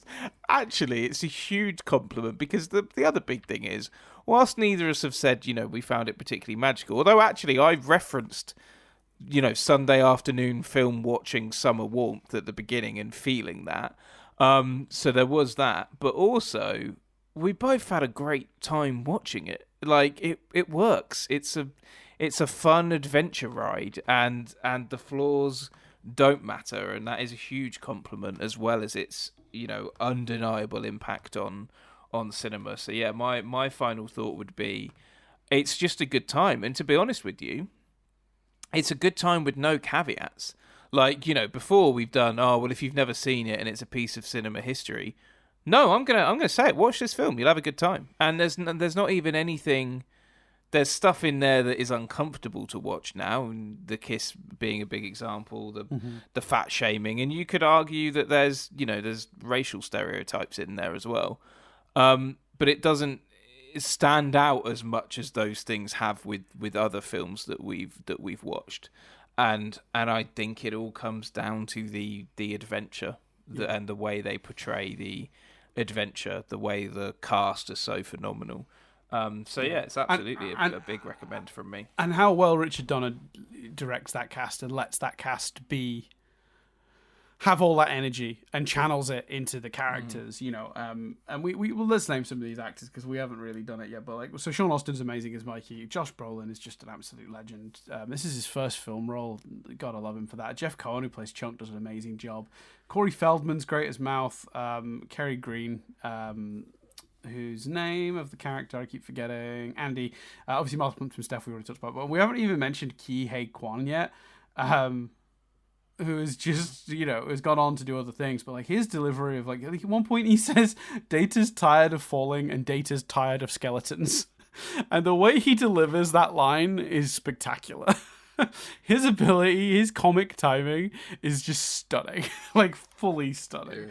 Like all these actors are just doing the energy they bring to their roles is staggering. And I think if without Richard Donner to focus that, and without these kids bringing that, this script, as good as you might think it is, doesn't function at all. And I think we need to acknowledge like how much those performances really make this movie sing. And again, that's not even me saying it's a bad script, by the way. I just want to make that clear. But I just think, like, you know, you don't have that. I don't think this is a classic, truthfully. No, and I think the only other thing we've not mentioned that is also a big part of that is the set design and the music, and to some degree. Oh my as well. God, But the music's set so good. design is phenomenal. I'd forgotten entirely the score for this. I couldn't have hummed you a bar of it. But when I was watching the movie, I probably can't even hum you a bar of it now, having just rewatched it. But when watching it, the number of times I realised that the music was why I felt like excitement coming into a scene or whatever. It's really, really well done. I don't even know who composed for this movie, but they did an absolutely astounding job. Who was the composer? Do I have that information in front of me? Probably not, because I would like that information, therefore it probably won't be anywhere near where I'm looking. That is usually the way. No, I can't see it. That's annoying. Can I just Google it? The Goonies. Give it a go. Composer. Will Google find out, or will the Google AI be like, the movie was composed by someone, maybe Danny Elfman? Like, he'll just guess. I don't know. AI Google answers are always really terrible. Someone called Dave Grausen and Joseph Williams. So there you go. They worked on the music for the movie. Is that accurate? Let me actually just look at the... Yeah, that seems to be accurate. Okay, fine. So yeah, got a big thumbs up. No, Dave Grausen's the main one. It looks like music by. So yeah, thumbs up for the movie on the whole. I think it's a good. It didn't land in the magical way for me that it does for a lot of people, but I totally get it, and I'm glad that the movie exists and endures, because I think it deserves it. Yeah, absolutely. So, in that case, Dan, let's triv it up. I'll give you some trivia. And we're going classic with the trivia for the film this week, Chris, because recently we've been sort of discovering a lot of films with really interesting backstories. You know, this script developed in such a weird way, and it, went to this guy, then the studio collapsed and they sold the rights, and just all these movies with really interesting history, which means the trivia gets sort of woven into a sort of like a history of the film. Whereas back in the day when we started doing this, I would just literally read some interesting facts about the movie. We're going a bit classic, because this movie doesn't have a particularly interesting backstory. Its production was pretty straightforward. Spielberg has the idea initially. He hands it to Columbus. Columbus produces the script. The script ends up in the hands of Donner. Spielberg and Donner then produce the movie physically, and then it's released. And it's like, there's nothing really that, that it didn't change studios, or there weren't 26 drafts and 19 writers. It is a really simple. So we're just going to do classic trivia where I just read some interesting facts about the movie. So, awesome. We'll kind of do it in order. So we'll talk about the development of the film first, and then we'll get into the production. Most of the trivia is from the production end of it, though. But yeah, Chris Columbus was handed the basic premise of the kids go on an adventure, treasure, that sort of thing, from Spielberg, who'd had the idea. Columbus took a lot of inspiration from his own youth, growing up in a factory town in Ohio, where there was basically nothing to do. So he merged that with Spielberg's basic premise of, kids go to find treasure. When Columbus had been a kid, he'd go into abandoned coal mines during the summertime. So a lot of the movie being set underground sort of feels like it was inspired heavily by that. And originally the movie was actually going to be set in Ohio to mimic that quite literally, but that didn't end up happening. I guess they just, liked the visuals they had of where they landed. But it's just one of those things. Because where's the movie set now? It's Oregon, right? Astoria. I think that's not far from LA. I think that's West Coast. I have no idea. I think that's West Coast. I have no idea, but I think that's West Coast. Anyway, so he'd obviously worked with Spielberg very recently, because Chris Columbus had also worked on the script for Gremlins, but he'd also worked on the script for Young Sherlock Holmes. So Spielberg clearly really, really liked Columbus's writing, and I think this is before Columbus was directing stuff on his own. But yeah, Columbus was given the premise, and that's what ended up happening. So have a quick look at casting. Most of the casting, there's not information about any alternatives or anything like that, but a couple of the characters had some interesting things. So Heather Langenkamp auditioned for the role of Andy, but Spielberg and Richard Donner felt that she had, while giving a great audition and the right physicality for the role, she was 20 and the character had been scripted as 17, so they felt that she was too old for the role. So the role ultimately, goes to Kerry. What is it? Kerry Green. Corey Haim, the other Corey, also auditioned for the role of Mouth, but it was given to Corey Feldman instead. So the two Coreys, sadly Corey Haim has passed away now, but the two Coreys were obviously very iconic for a big period of time through the 80s and early 90s as these two sort of very young, handsome actors. They ended up striking up a bit of a friendship following working together on The Lost Boys a couple of years after this, but I do think it's very funny that Haim auditioned for this role and Feldman got it. Those two were not able to escape each other, the Coreys. Feldman had an interesting journey to the movie, though, because it actually began with E.T. in 82. Spielberg cast Feldman to play Elliot's friend because it was going to be about two boys discovering an alien. But then the movie gets reworked and Feldman's role gets reduced and then eventually just erased. I don't believe he ended up in the movie at all, or I might be misremembering. But I never knew that. Yeah, so Spielberg then brought Feldman to the set of Poltergeist to show him around, and was maybe trying to find a place for him in that movie, but didn't end up happening. However, it says it here. Feldman's character was moved from E.T. completely. Spielberg felt bad about this and promised to cast him in his next film, which ended up being Gremlins from 84. Feldman is in that movie. He's the young boy that lives next door that Billy sort of speaks to a few times. And he did such a good job on that film that he then was offered the role in Goonies. So it a little bit sounds like while Corey Haim auditioned for the role of Mouth, it doesn't seem like he was likely to get that. It seems like Spielberg was pretty set on using Feldman. So there you go. So that's all I have on casting. The movie was mostly shot in sequence. I find that very interesting because it doesn't feel like the sort of movie you would necessarily shoot in sequence. But principal photography began on October the 22nd, 84 and lasted 5 months. Brutal. 5 months, man. That sounds like a lot, especially dealing with the children.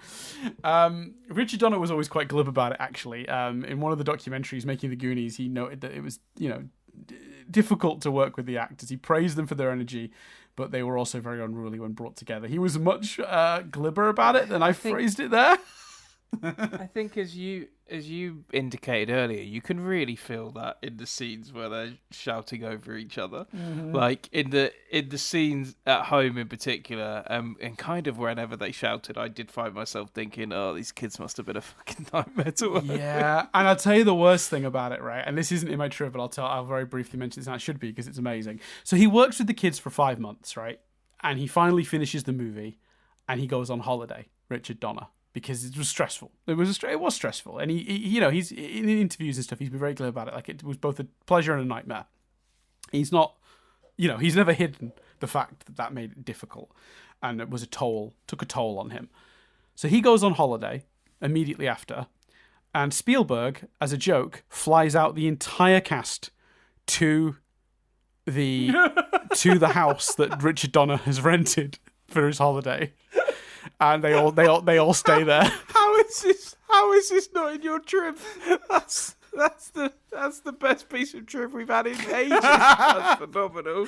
There is footage of this. Oh. There is footage of the children arriving. There is footage of Richard Donner looking happy, but also like, oh fuck, I just got away from this. You can look at it from the home movies. Spielberg filmed some of it. I do recommend YouTubing that. I don't know how it didn't end up in the trip, actually. You're right, because that is incredible. That's phenomenal. I'm YouTubing it right now. Yeah, the footage is amazing. I looked at some of the footage. I'd seen it before because that's one of those pieces of trivia. I guess the reason it didn't end up in my trivia is because it's probably the most famous piece of trivia from the movie. And I guess I just didn't really, it didn't cross my mind that people wouldn't know that, but I guess it's possible. Because I've seen it. Yeah, I had no idea. It's very funny to me, especially because he just got, I know it's it often plays as really charming, like the kids came to surprise him while he was on holiday. But I think when you think of it in the wider context, if he just finished the movie and was looking for a break, I think that's actually really cruel. The thumbnail alone of the YouTube clip is phenomenal. Yeah. It's really great footage. It's really good footage. The kids are they know exactly what they're doing. They come in, act like they own the place, like they've been there for weeks. It's very funny, but stressful. So the film was some of it was shot on location in Astoria. Astoria? I don't even know how to pronounce it. But all the underground scenes were filmed at Warner Brothers Studios in Burbank, California, including the sort of cavernous set where the ship is found. That was Stage 16, which is one of the largest sound stages in the United States. And obviously it's legit. It's huge. You can tell where they're shooting that. It's an absolutely massive space. The final scene was shot at something called Goat Rock State Beach, which is in Sonoma County, also in California, not Astoria, as sort of implied. I assume you're enjoying the footage as we speak, Chris. Yeah, sorry. Yeah. I'm falling down a well of this. I do wish people, not wish, I do recommend people take a moment out of their day to watch those clips from them invading Richard Donner's poor holiday. In his book There and Back Again, Sean Astin has claimed that Donner and Spielberg were sort of like co-directors on the film. He compared and contrasted their styles in the book when directing scenes. But yeah, it seems very clear that even though Richard Donner has the credit as director, Spielberg was on set an awful lot, from what I can tell, and did direct some stuff. I don't know if there's a definitive list out there of who directed what. I didn't feel particularly compelled to investigate that because the final film works and feels pretty consistent. I think if there'd have been obvious scenes where I was like, this feels different, I might have maybe dug into it more to see if there was. But it feels like while the cast felt a difference in the way the two men approached the filmmaking, the result matched. So I don't feel when I'm watching the movie like two people at different times directed different parts. No, I don't think that's the case watching it either. No, so I wasn't compelled to investigate that further, but I'm sure the information's out there about who directed what. So Lupe Ontiveros, who played the non-English speaking Rosalita, was in fact a US-born and spoke perfectly good English, and she actually helped the script team with the English-Spanish translations, particularly of the lines said to her by mouth Corey Feldman, and even helped him phonetically learn the lines during rehearsals, because while he did speak a tiny bit of Spanish, nothing close to what he can do in the movie, so that all had to be done phonetically for him. Good work on his part, by the way, because I believed he... At no point was I like, that's a kid just phonetically repeating stuff he's heard. Like, it sounded like he was... No. But maybe a Spanish speaker would find more issues with it than I did, because I'm sure his pronunciation wasn't perfect, if that's the case. I'm sure if you speak Spanish, you probably watch it and go, it's not great. But I didn't notice it at all. I was impressed. Yeah, that's fair. I'd agree with that. I thought it was just sounded fluent to my ears. Yeah, exactly. Right, exactly. Jeff Cohen thought of his mother dying to generate tears during the confession scene with the Fratellis. Yeah, good. Okay, yeah, whatever works, I suppose. Wow. Okay. Jeff Cohen felt embarrassed and did not want to do the famous truffle shuffle scene as he had recently recovered from chickenpox. Now, apparently he was still technically contagious, but he didn't want to tell the production crew that because he didn't want to lose the role because of his chickenpox. So he shot for the first, day or two, still theoretically in a position of potentially giving everyone chickenpox. Thankfully, no one caught it.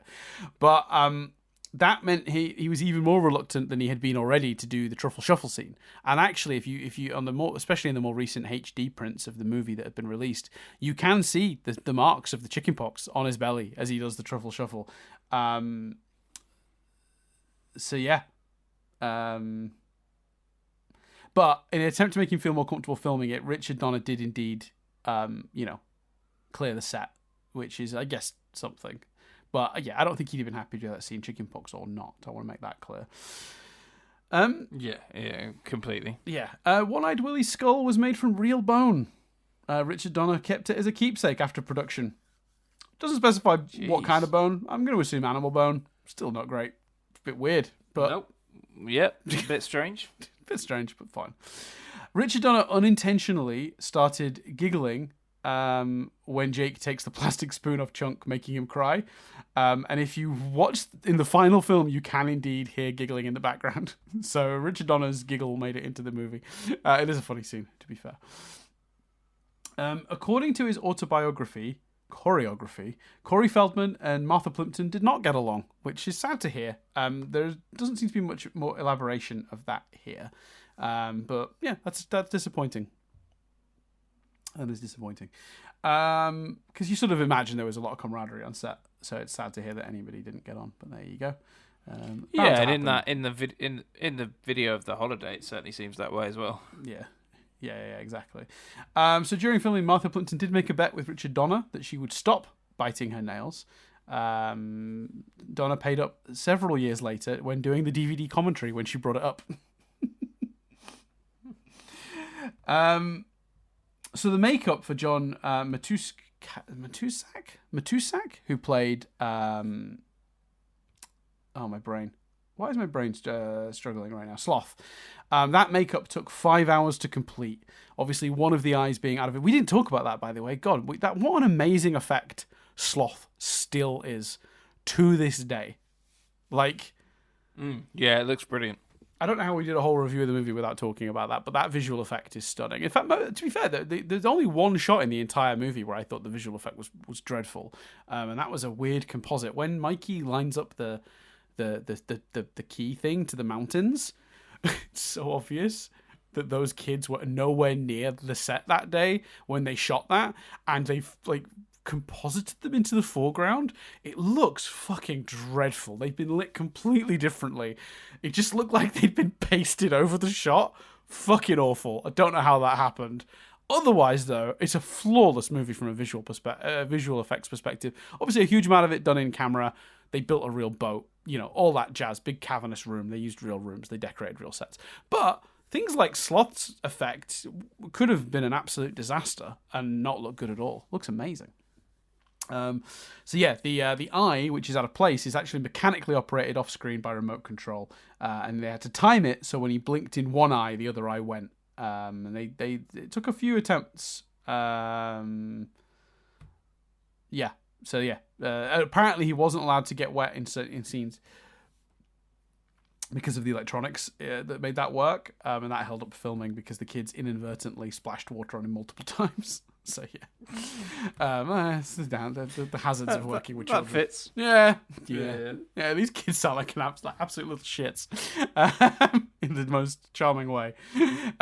More than 900,000 gallons of water were used to make this movie. Jeez. Yeah. And in the Harry Potter movies, Daniel Radcliffe went through 160 pairs of glasses. Got him again. No, but that is a huge amount of water that they used here. For those who don't know, if this is your first time, that's a running joke that I include that bit of trivia in any movie just to annoy Chris. The scene that I really thought was impressive was the the when they go down this slide, because it's clear they really built that slide and just had them go down it, like the rock slide with the river. Quite a bit of this movie, but that scene in particular really felt like a bush tucker trial on I'm a Celebrity, Get Me Out of Here. And it's sort of, that slide felt like the sort of slide that the contestant would go down to pop out and talk to Ant and Dec. Yes, I agree. The wall calendar seen early in the movie shows that it's October of 1985. Mouth indicates that it's a Saturday. And then there's a newspaper front page that's seen in the movie that is dated October 24th. Now, that's a Thursday. So that paper was clearly bought a couple of days earlier. That would mean, Chris, that the action of this movie takes place on October 26th, 1985. Do you want to know the significance of that date, Chris? That's the same day all of the events of the original Back to the Future take place on. Oh, nice. Very nice. I do not think that's intentional, but very fun if it is. It's great, though. Yeah, it's a good one. I love that that's the way that worked out. And I love that love to all you absolute nerds out there that find these details, because there's no way I would have put that together in a million years. So, No, not at all. So according to Sean Austin, he was allowed to keep the treasure map and the doubloon used in the film. Several years later, his mother discovered the map, thought it was a crinkled piece of paper, and threw it out, which is very sad. Oh, no. I know, especially because, well, okay, there's a good side and a bad side to this. Now, this will tell me if you're glass half full, glass half empty kind of guy, because that original doubloon did survive. So the map didn't survive, but the doubloon did, and was sold in a prop store entertainment memorabilia auction in 2018 for $30,000 to an undisclosed bidder. Now, wow. I assume that money went to like a charity or something, but my question is, you can either be positive and go, not my question, my point is, you can either be positive and go, well, that's $30,000 raised, I presume for a charity. But that could have been a lot more if they'd also had a map to sell. yeah, definitely. But I imagine she, nothing we could say probably makes her feel more guilty than she already feels. Yeah. Yeah, apparently the map was too clean the day before shooting, so the one of the producers took it to his one of the prop guys took it to his hotel room and like dirtied it further, and even pricked his own finger and put his own blood on the edges of it, which is madness. But anyway, that's less fun. Yeah, less fun. This movie has a handful of references to Gremlins you might have picked up on. Which is obviously, again, Spielberg and Chris Columbus were directly involved in that. Spielberg producer, Chris Columbus wrote it. When Chunk calls the police, the officer says, "Is this the prank about the creatures that multiply when you throw water on them?" Which is obviously a very direct reference to Gremlins. And also, I was going to make a joke when you first said this piece of trivia. I was going to make a joke like, I didn't pick them up because I don't remember Gremlins that well, but it's insane I didn't pick up that one because you don't need to remember Gremlins that well to sort of, know the central premise. Yeah, 100%. And then another Easter egg featured is obviously this one is harder to spot. There is a Gremlins action figure pack in Mikey's room. If you're paying attention. Now, here's a funny one. When Andy is playing the skeleton organ, she says she can't tell if the note on the map is A sharp or B flat. These are two names for the same note, so it doesn't matter. So there is literally no tension there in that no matter which of those two notes she plays, it would be the same. Nice. Which I think is deliberate, I suspect, but very fun. In the final sequence, the police and reporters are asking the kids what they went through in their journey. You might have noticed that Data states the octopus was very scary. You may be thinking, there's no octopus in the movie. Well, there was. There was a sequence involving an octopus that was cut from the final film. When they got in the water, the threat in the water was a big giant octopus that I think they make go away by playing music or something. There's some trick to making it go away, but they cut that scene. Weird thing about that though, and I've never been able to figure. I've looked into this. I could not figure out an answer as to why this is. Very weirdly, the scene has been included on DVDs as an extra, but the movie has never been released as a cut with that scene actually restored into the movie. If that makes sense, That's mad. It's always an extra. Considering how big the movie is, the Goonies recut, the Goonies, whatever. I'm surprised that doesn't exist. Yeah, director's cut, the Donner cut to sort of reference the Superman situation with Superman 2, I think it is, with Richard Donner had a big battle, and the movie came out not good because he didn't get a final cut, and then years later they released the Donner cut. So yeah, I don't know. It's interesting that they've really the scene exists. You can watch the scene. I assume it's on YouTube. I didn't look at it this time, but it's on the DVD as an extra. But it's never been re-edited into the movie. But the weird thing about that is that even though it's never been re-edited in the movie, when the film airs on basic cable, very often the scene is just in that cut of the movie.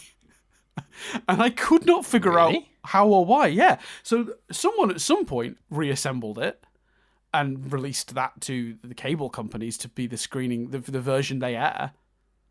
But I do not know why, I do not know how, and I do not know why it never ended up on a DVD that way. If someone has already gone to the trouble of slicing it together, shrug. Don't know. That seems a bit mad. It does seem a bit mad. There's also a plot where, that when they were fiddling with all the pipes, it caused an escape from the zoo. So there's a whole subplot about the town above being overrun by animals. Which is no longer in the movie. And I think like the snooty guy, after the toilet explodes and after the girls don't choose to come up to him, I think he gets like into a fight with a gorilla or something. Or gets beat up by a gorilla. I can't remember exactly, but there's stuff like that that's cut from the movie. So during a March 2022 New York Magazine interview with Kihei Kwan, who plays Data, he was promoting Everything Everywhere All at Once at the time. He mentioned his entertainment lawyer, so the lawyer that negotiated his contract for Everything Everywhere All at Once, is Jeff Cohen, the actor that played Chunk in this movie. Oh, wow. Yeah, Cohen drew up his deal to appear in Everything Everywhere All at Once. He says he's all grown up now, but he's an entertainment lawyer. He's my entertainment lawyer. So when the producers of our movie were trying to make my deal, they said they would never have imagined that they would need to talk to Chunk to get Data to be in their movie. That's very good.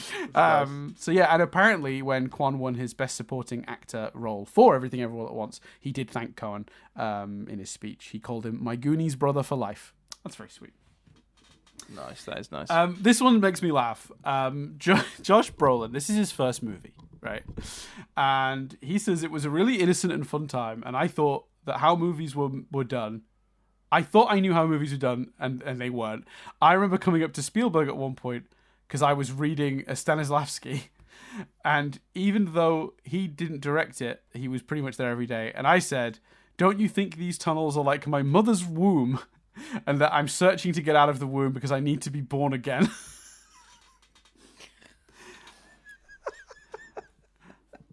He looked at me and he goes, "Just act."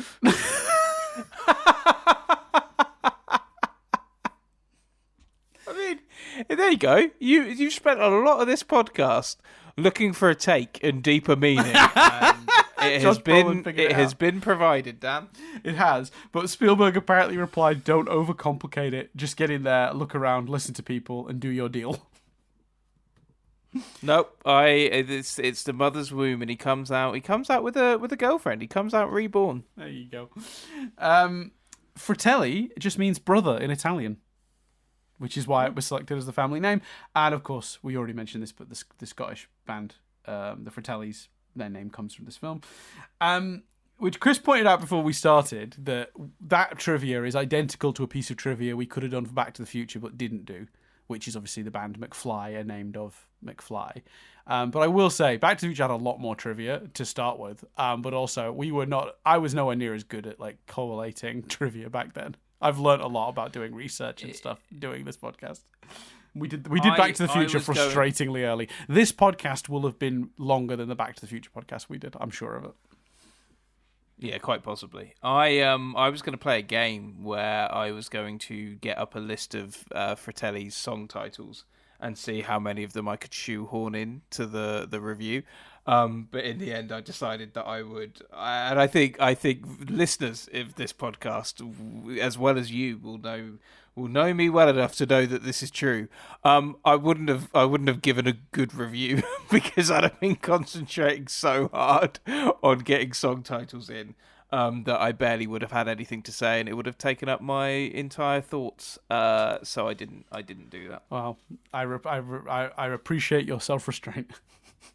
Yeah, and also because I think it would have affected things so much that you definitely would have noticed fairly quickly, and just been like, "What is wrong with you?" Yeah. When the rocks are falling from the cave ceiling, Data screams, "Holy shit!" And that's because apparently Kihei Kwan had promised his mother he would not use bad language in the movie. Oh, that's sweet. Very sweet. Also, speaking of language, they apparently very deliberately had the kids swear during scenes where other noises were happening. So the waterfall, cars driving by, all that sort of stuff, because they knew that would make it easier for cable and TV networks at a later date to snip the sound out without it suddenly going completely quiet, because you leave the sound of the running water or the car, you just take out the word, and it's less abrupt, it's less upsetting to the ear than a sudden silence or a beep, that you might use to cover up a swear. So that was very considerate of them. Yeah, fair play to them. Yeah. Right, so right towards the end, we just got box office and vehicles exist. Little tease that there's not just cars this week. We got one other one. It's had a budget of $19 million, which, can I just say, right? $19 million for this movie feels remarkable. And I know the cast were all relative unknowns, which obviously saves you a huge amount of money. But my God, that feels like a tight budget for a film like this, doesn't it? Yeah, definitely. Especially given the set alone and how sort of sprawling it is. And, yeah. I mean, we talked about Wizard of Oz last week, and that was if you do the inflation, had a like $60-odd million budget. This movie was made for like a fifth of, like less than a third of that. Like, it's crazy. Like, it's I 10 points to what we talked about this when we talked about Jurassic Park. Spielberg, on time, under budget, sometimes early. The man just knows the business of filmmaking. It's crazy. Anyway, whenever it's a Spielberg movie, that's when I don't have really interesting stories about the set being chaotic. It's only when other people direct the movies that it all goes wrong. Anyway, so the budget was $19 million, so obviously it made that and then some back. Its US return was $64 million, so the movie was an absolute undeniable hit. Even if you double that 19 million to cover the marketing, 40 million, 64 million response. And that doesn't even include international box office. And we've talked about this a lot, but if you're new to the podcast, any movie from the 80s or earlier tends to have incomplete box office data because records were kept of the US box office, but not thorough or accurate records of the international box office. So a lot of these movies, when we talk about them from that age, I can tell you with factually, cost 19 million, definitely made 64 million. But we know there's this other chunk of money it probably made we'll never really have an exact figure for. I did look into this one, just in case, and I did find some evidence it made a further 60 million overseas, which would suggest its total worldwide gross is 125 million. So this movie theoretically turned 100 million profit. Theoretically. And that's before it comes out on video. That's before they sell it to TV networks. That's before it gets released and re-released for anniversaries on DVD, Blu-ray, all that stuff over the years. So this movie is an absolutely massive success by pretty much every metric I can imagine. Again, I wouldn't say that 60 million overseas figure is a guarantee. I saw a few sources that would indicate that, but nothing that was concrete enough for me to include, with certainty. Even Box Office Mojo did not include those numbers, I guess because the sourcing is a little wobbly.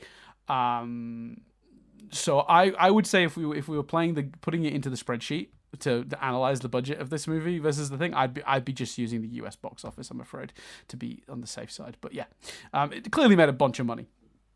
So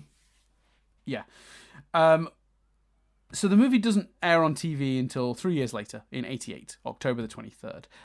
But sadly, that was the same year that Anne Ramsey, who played Mama Fratelli, had passed away. She passed away in August that year. So the first airing of this on television had a caption at the beginning that read, "This picture is dedicated to with love and affection to the memory of Anne Ramsey, our Mama Fratelli." Oh, nice. So yeah, it's nice that they did that. Yeah, absolutely. Yeah, it's sad that she passed away. She's great in this movie. In fact, we haven't really complimented the actors that play the Fratellis. They're all great. Like Robert Davi, Joe Pantoliano, who is unrecognizable to me in this movie. I love Joe Pantoliano, and I would have never. I think the adult the Fratellis are the biggest example in the movie of in the hands of less talented actors that could have been awful. The dialogue is not brilliant. Correct. For them, as already referenced. There's a lot of really poor Italian stereotypes going on, and I think in the hands of lesser performers, that could have been a fucking disaster. So yeah, fair play to them. I would agree with that. I would thoroughly agree with that. Yeah, I mean, look, Joe Pantoliano particularly obviously went on to be in a lot of movies Chris and I are very fond of, particularly like The Matrix, obviously Cypher. But he's unrecognizable here. I don't know if I only realized it was him when I read the credits after I'd watched the movie. But they all sort of fall very thoroughly into this role and did a wonderful job. I did hear that the Robert Davi and Joe Pantoliano didn't get on too well, and that played into the sort of animosity between the two brothers, the rivalry in the movie. I don't know if that's speculation or if that's fact, but I didn't end up including it, but it is interesting to think about. But yeah, Anne Ramsey, who played Mama Fratelli, she's that brilliant combination of comedic and menacing that is really hard to pull off. So yeah, big credit to all the guys. But it's time for your favourite segment, Chris. It's time for Cars Exist. Mm-hmm. Let's do it. Meow. So, the asshole kid, sorry, the car the asshole kid drives, the top down one, the really, really sort of like deliberate like douchebag car, fancy top down car for a rich asshole sort of thing. That's the 1983 Ford Mustang. It is a really cool car. Again, you look like a dickhead driving one, but it's a cool car. The getaway vehicle that makes up the opening sequence, the credits roll to a car chase. They're escaping. The Fratellis are escaping in a 1982 Dodge Ram wagon. So those are the two major cars that are featured in the movie. There are other cars in the movie, but none feature as prominently or as interestingly as those. So there you go, Cars Exist. But now, Chris, it's time for the second one, which is Ships Exist. Oh, that was an interesting choice for a ship that we categorically know was made of wood and sailed via wind. That felt like the horn of a modern ship. Yeah, but it's, I don't think it needs to be representative of the particular vehicle from the movie in question. Yeah, that's fair. Yeah. Yeah. What would you have done? No, I would have probably resorted to what you did for the same reason. It's like, also, what noise do you make for a wooden ship that's powered by wind? You just blow at the mic, I guess. Like, yeah, it's yeah. I think I would have ended up on maybe like a sort of like a noise, but like it would have been a similar logic, and then you would have rightfully criticized me the way I criticized you, and we've had the same conversation in reverse. I don't doubt. I don't think I'd have been that much of an arsehole, Dan. But if you want to live in a world where I was, noted. Right.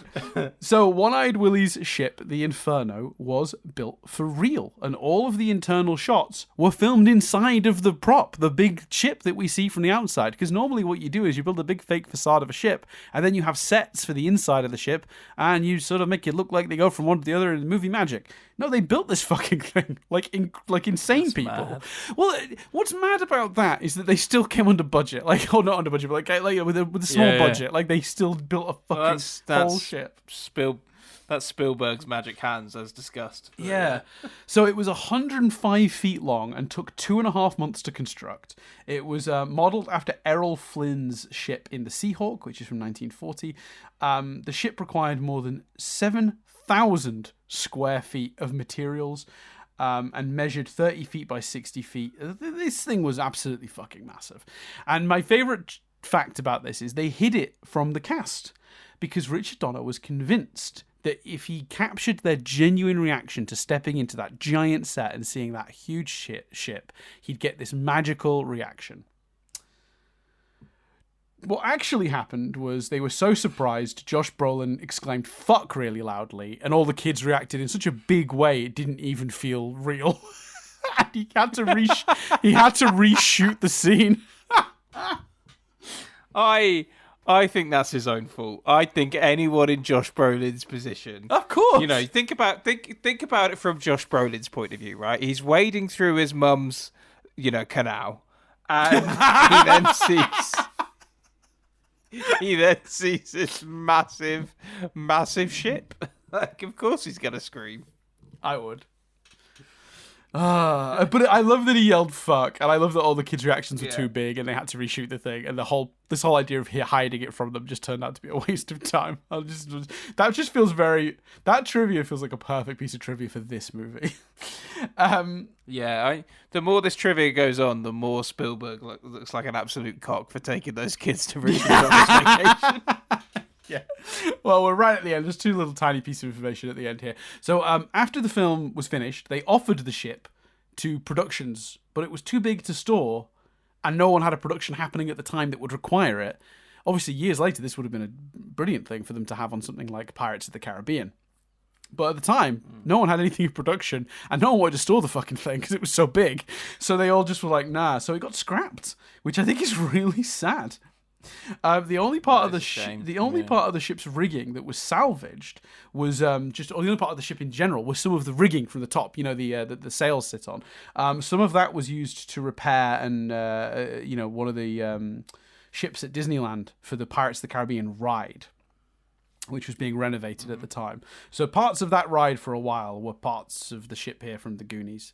But they really made that ship for real, and they really sailed it. And I think that shot at the end of the movie when they're all looking out, and it's like this old-timey pirate ship in a modern day, just like on the water, just like it's a really great moment. And and there is a certain magic to that as a premise and an idea. It's a lovely shot, and all the kids in the foreground. It's great stuff. So yeah, I think the fact they built the ship for real is good. Is very good. Yeah, completely agree. So there you go. That's trivia, Chris. We did it. We're done. We did it. It's a good movie. Not a classic for me. Probably won't go back to it. I don't think anytime soon. But I'm happy we did it. I think it was a good choice. What was the name of your friend again who chose the movie? Matt. Matt. Thank you, Matt. I think I'm really glad.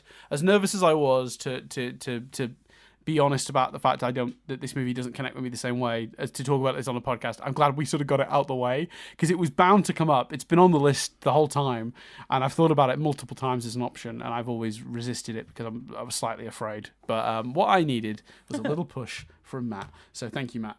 We much appreciate it, and it turned out to be I had a good time watching it. So I think it was a great classic, arguably more classic of Rewind review choice than I've done in a while. So yes, thank you. Yeah, maybe. Thank you, Matt, for aligning my record on that a bit better. Well, now the question is, where are we going next? And I've already chosen. Dan, I chose a couple days ago.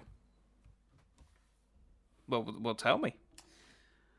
Chris, we haven't done a sort of classic 90s action film in a little while that I could think of. Ooh. And someone's about to choose Casper. Oh man, Casper's on the. I love Casper. Sorry. Let me repeat that. Let me rephrase that. Sorry. I loved Casper as a kid. That's another one I haven't gone back to as an adult, and I'm really scared. It's not good. That is not the movie I've selected. I have gone for one of my maybe not my first, but like when I was a kid, obviously I saw Die Hard quite young and was always then into like these big bombastic action movies throughout the 90s. I was always drawn to movies that theoretically weren't really for children, but I just loved. And one of my all-time favorites, one of the goofiest action movies I saw, but I just adored it, made no sense at all, and I loved every minute of it, is the movie Face Off with John Travolta and Nicolas Cage. Right, yeah. Was this one that you saw as a kid or no? No, I don't think I've ever seen it. No. You're in for such a treat. I saw the other one. I saw Swordfish, was it? Oh yes, with Hugh Jackman. Yes, I liked Swordfish. Yeah, that was a fun one. That's another one that's really dumb, where the hacking is just like CGI squares for some reason. He's like typing on 6 keyboards and there's squares on the screen, and that's hacking apparently. Anyway. It's a dumb movie. That's a good choice. I'm excited. Look. Face Off was a big one for me when I was growing up. I loved it. Young me would have put it up there with Die Hard. Young me was wrong. I'm sure of that. There's no way it's anywhere near as good as Die Hard. But I do think... I think it's got. I think we need to watch it to conclude that, Dan. No, but I do think it's got a really goofy charm. It definitely shouldn't be taken seriously, and if you're willing to just sort of let it go, I think there's a really fun movie here. I haven't seen it in a good few years, so we'll find out. I'm excited about it. It's been one that I've been thinking about for a while. I think I even referenced it on an old episode where I was like, I nearly chose Face Off. It's time to do it, man. One of the wildest performances Nicolas Cage has ever given us, and Travolta's on fine form. You're not going to answer this question, so I don't know why I'm asking it. But do we Do we ever see one of them take their face off? I'm saying nothing. Okay. It's so good. It's so good. I can't wait. I genuinely can't wait. And it's very rare that I go into a review confident the film will hold up. Especially when I haven't seen it in a good few years, and it has been a few years. But I'm sure this one's going to be a fun time.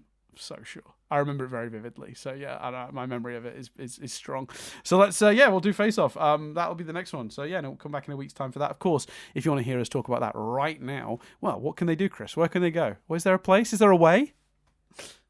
There is, Dan. There absolutely is. Tell us about it, because I don't know the details. But I tried to include you, and I realized I fucked you over really badly there. I feel like there's twice there, right? The system is the person who's not picking goes, so where are we going next? But you said it. You were like, the question, Chris, is where are we going next? And I'm like, well, you've got the fucking answer. So that's why there was a slight pause and me like, yeah, but I mean, where are we going next, Dan? And now again, you've been like, so Chris, where can the people find us? I feel like I was joking, Dan. Okay, when I said I wouldn't be that big of an arsehole, it was just friendly banter, friendly jokes, Dan. And I feel like you've ever since you've been like, oh, there's a nice bit of hot water. Let's just see if we can pop Chris in it.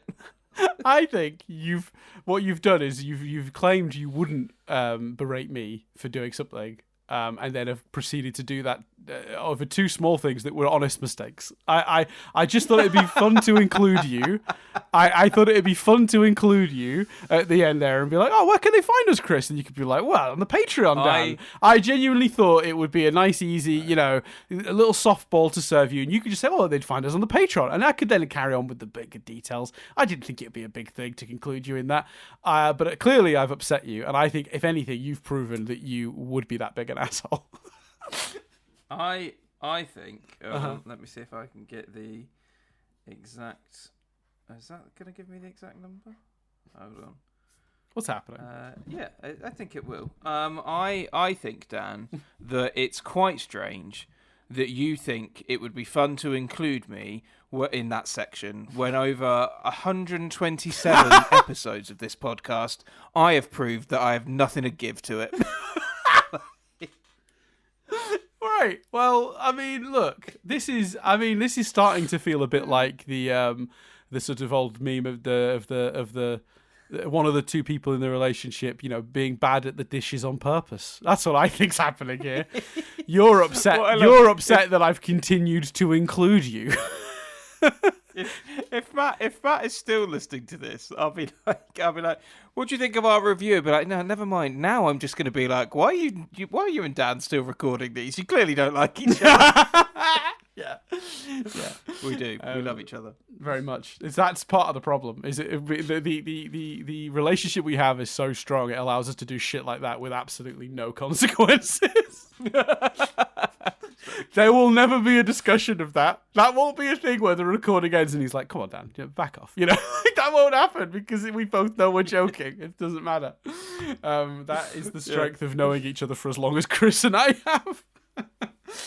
Anyway, so you can get us on Patreon. If you want to hear us bicker about Face Off, you can go to patreon.com/nothingbutstatic, where you can hear that a week early for signing up for as little as $1 a month. You can also get access to our Discord through there. And also, once we get back to Avatar and Steven University, those will presumably be up there early as well. Although, obviously, that's a very future-y thing. We don't really know when they're coming out, what their release schedule is yet. So that's just more of we're hoping to be able to provide that a week early for the Patreons also. So yeah, that's the place you can get it. There are tons of ways you can support us, though. Obviously, the simplest one is to just continue listening. We very much appreciate that. If you'd like to be more involved, then you can interact with this podcast on whatever platform you listen to it on. If you're listening to it on Spotify, you can give us a little review. On iTunes, you can give us a review. There's different formats. There's some like Overcast that you can heart a podcast. But whatever you do to interact with it on any platform, including YouTube, tells that platform you like the podcast and makes it more likely to share it with others. Of course, you can be more direct. You can cut out the middleman and tell a friend. Why not? Tell a friend you liked the podcast. You got a friend who absolutely feels medium towards the Goonies. This might be the perfect podcast for them. I'm kidding. I'm kidding. But yeah, no, you can share it with a friend. Also, of course, you can. You okay, Chris? I lost you. No, I was laughing at the notion of Matt being like, I wouldn't recommend it to a friend. It's just two people criticizing my a movie I've loved as a kid and going, but it's fine. Don't worry about it. Yeah, that is fine. Of course, if you've got thoughts on this, if you do disagree, if you think the Goonies is the greatest thing ever made, and you want to express that, mail at nothingbutstatic.co.uk with your thoughts. We don't always get back to the emails we receive, but we do always read them, and we love to do so. That covers about everything. Obviously, yeah, week's time for Face Off. Excited about it. I think that's going to be fun. Yeah, and we have now chosen our trilogy for this series. Should we tell the people now very quickly? Yeah, I was going to say, I think since we know it and we've sort of been teasing it, let's tell them. Yeah, so the end of this series, our last 3 episodes, will be on the Austin Powers trilogy. Very exciting. The universe picked. We very deliberately wanted to pick something more lighthearted, and we were kind of looking for a comedy, and we discussed a few different ones, and then afterwards I looked into it a little bit more, and there were like quite a few choices. We could have looped back and done The Naked Gun, and there were a bunch of others. And then in the end, I saw, and we'll reveal what clip it is when the time comes, I guess. But I saw a clip on YouTube, on Instagram, like Shorts or YouTube Shorts, and it really made me laugh. And I went, whatever movie that's from, we're gonna do a rewind reviews on it at some point. And it turns out it was from an Austin Powers movie. So I was like, okay, well, decision made. Did you laugh at the clip as well? I meant to ask you. Yeah, no, I did. But I actually, that clip for some reason crops up in my feed every 6 months for no reason at all. I have seen that clip, like, I don't know, 5 or 6 times just roll through on Instagram or YouTube or TikTok. So yeah, when you sent it me, I was like, oh, that's funny. The algorithm has served it to Chris also. But it's always that exact clip. I don't know why. I don't know if it's that same post of that clip or if it's just like people keep re-uploading it because it gets views. But yeah, no, I do laugh at that clip every time. I always watch it. I've never scrolled on. I always, particularly the last line, which we'll talk about when we review the movie, but it's very, very funny. Did you brilliantly. Did you know it was Austin? Did you know it was Austin Powers as well? Not the first time I saw it, but I did what you did, which is when I saw it, I went, oh, that's very funny. I wonder what film that's from. And I clicked the comments, and then, cracked on. But yeah, the first time I saw it, I did not. But, in more recent viewings of that clip, as it's cropped up in my feed, I've known. But it's clearly one of those things where the algorithm likes to serve that clip to people because I've seen it. It feels like I see it at least a couple times a year and have done for like 3 or 4. Like it just seems like it just every now and then it just crops up. I'm like, oh yeah, that clip. I love that clip. I always watch it, which says something about it, I think. So yeah, we're going to do the Austin Powers trilogy later this series. So that's exciting, and we got a couple of Christmas movies coming up too, which I haven't chosen my Christmas movie yet. I need to have a think about that. No, it's my. Oh no, I've got one more choice, and then it's Christmas. Yes. Yes. I think I know where I'll go, especially if I'm sticking with the notion of other people choosing. Then, Interesting. Well, we'll see. Anyway, thanks everyone for listening. I think I've just decided what I might choose. Actually, I've just had a thought. Although, will you criticize it as not necessarily being technically a Christmas movie? I need to have a think about that. If something is, I think there's one we've been. I think there's one we've been teasing as well, but maybe I'm wrong. Interesting. Anyway, we'll come back to that. But anyway, thanks everyone for listening. I'm going to pass over to Chris, who ends this thing. My name's Chris Billingham. My name's Dan Doonan. And this review has been rewound.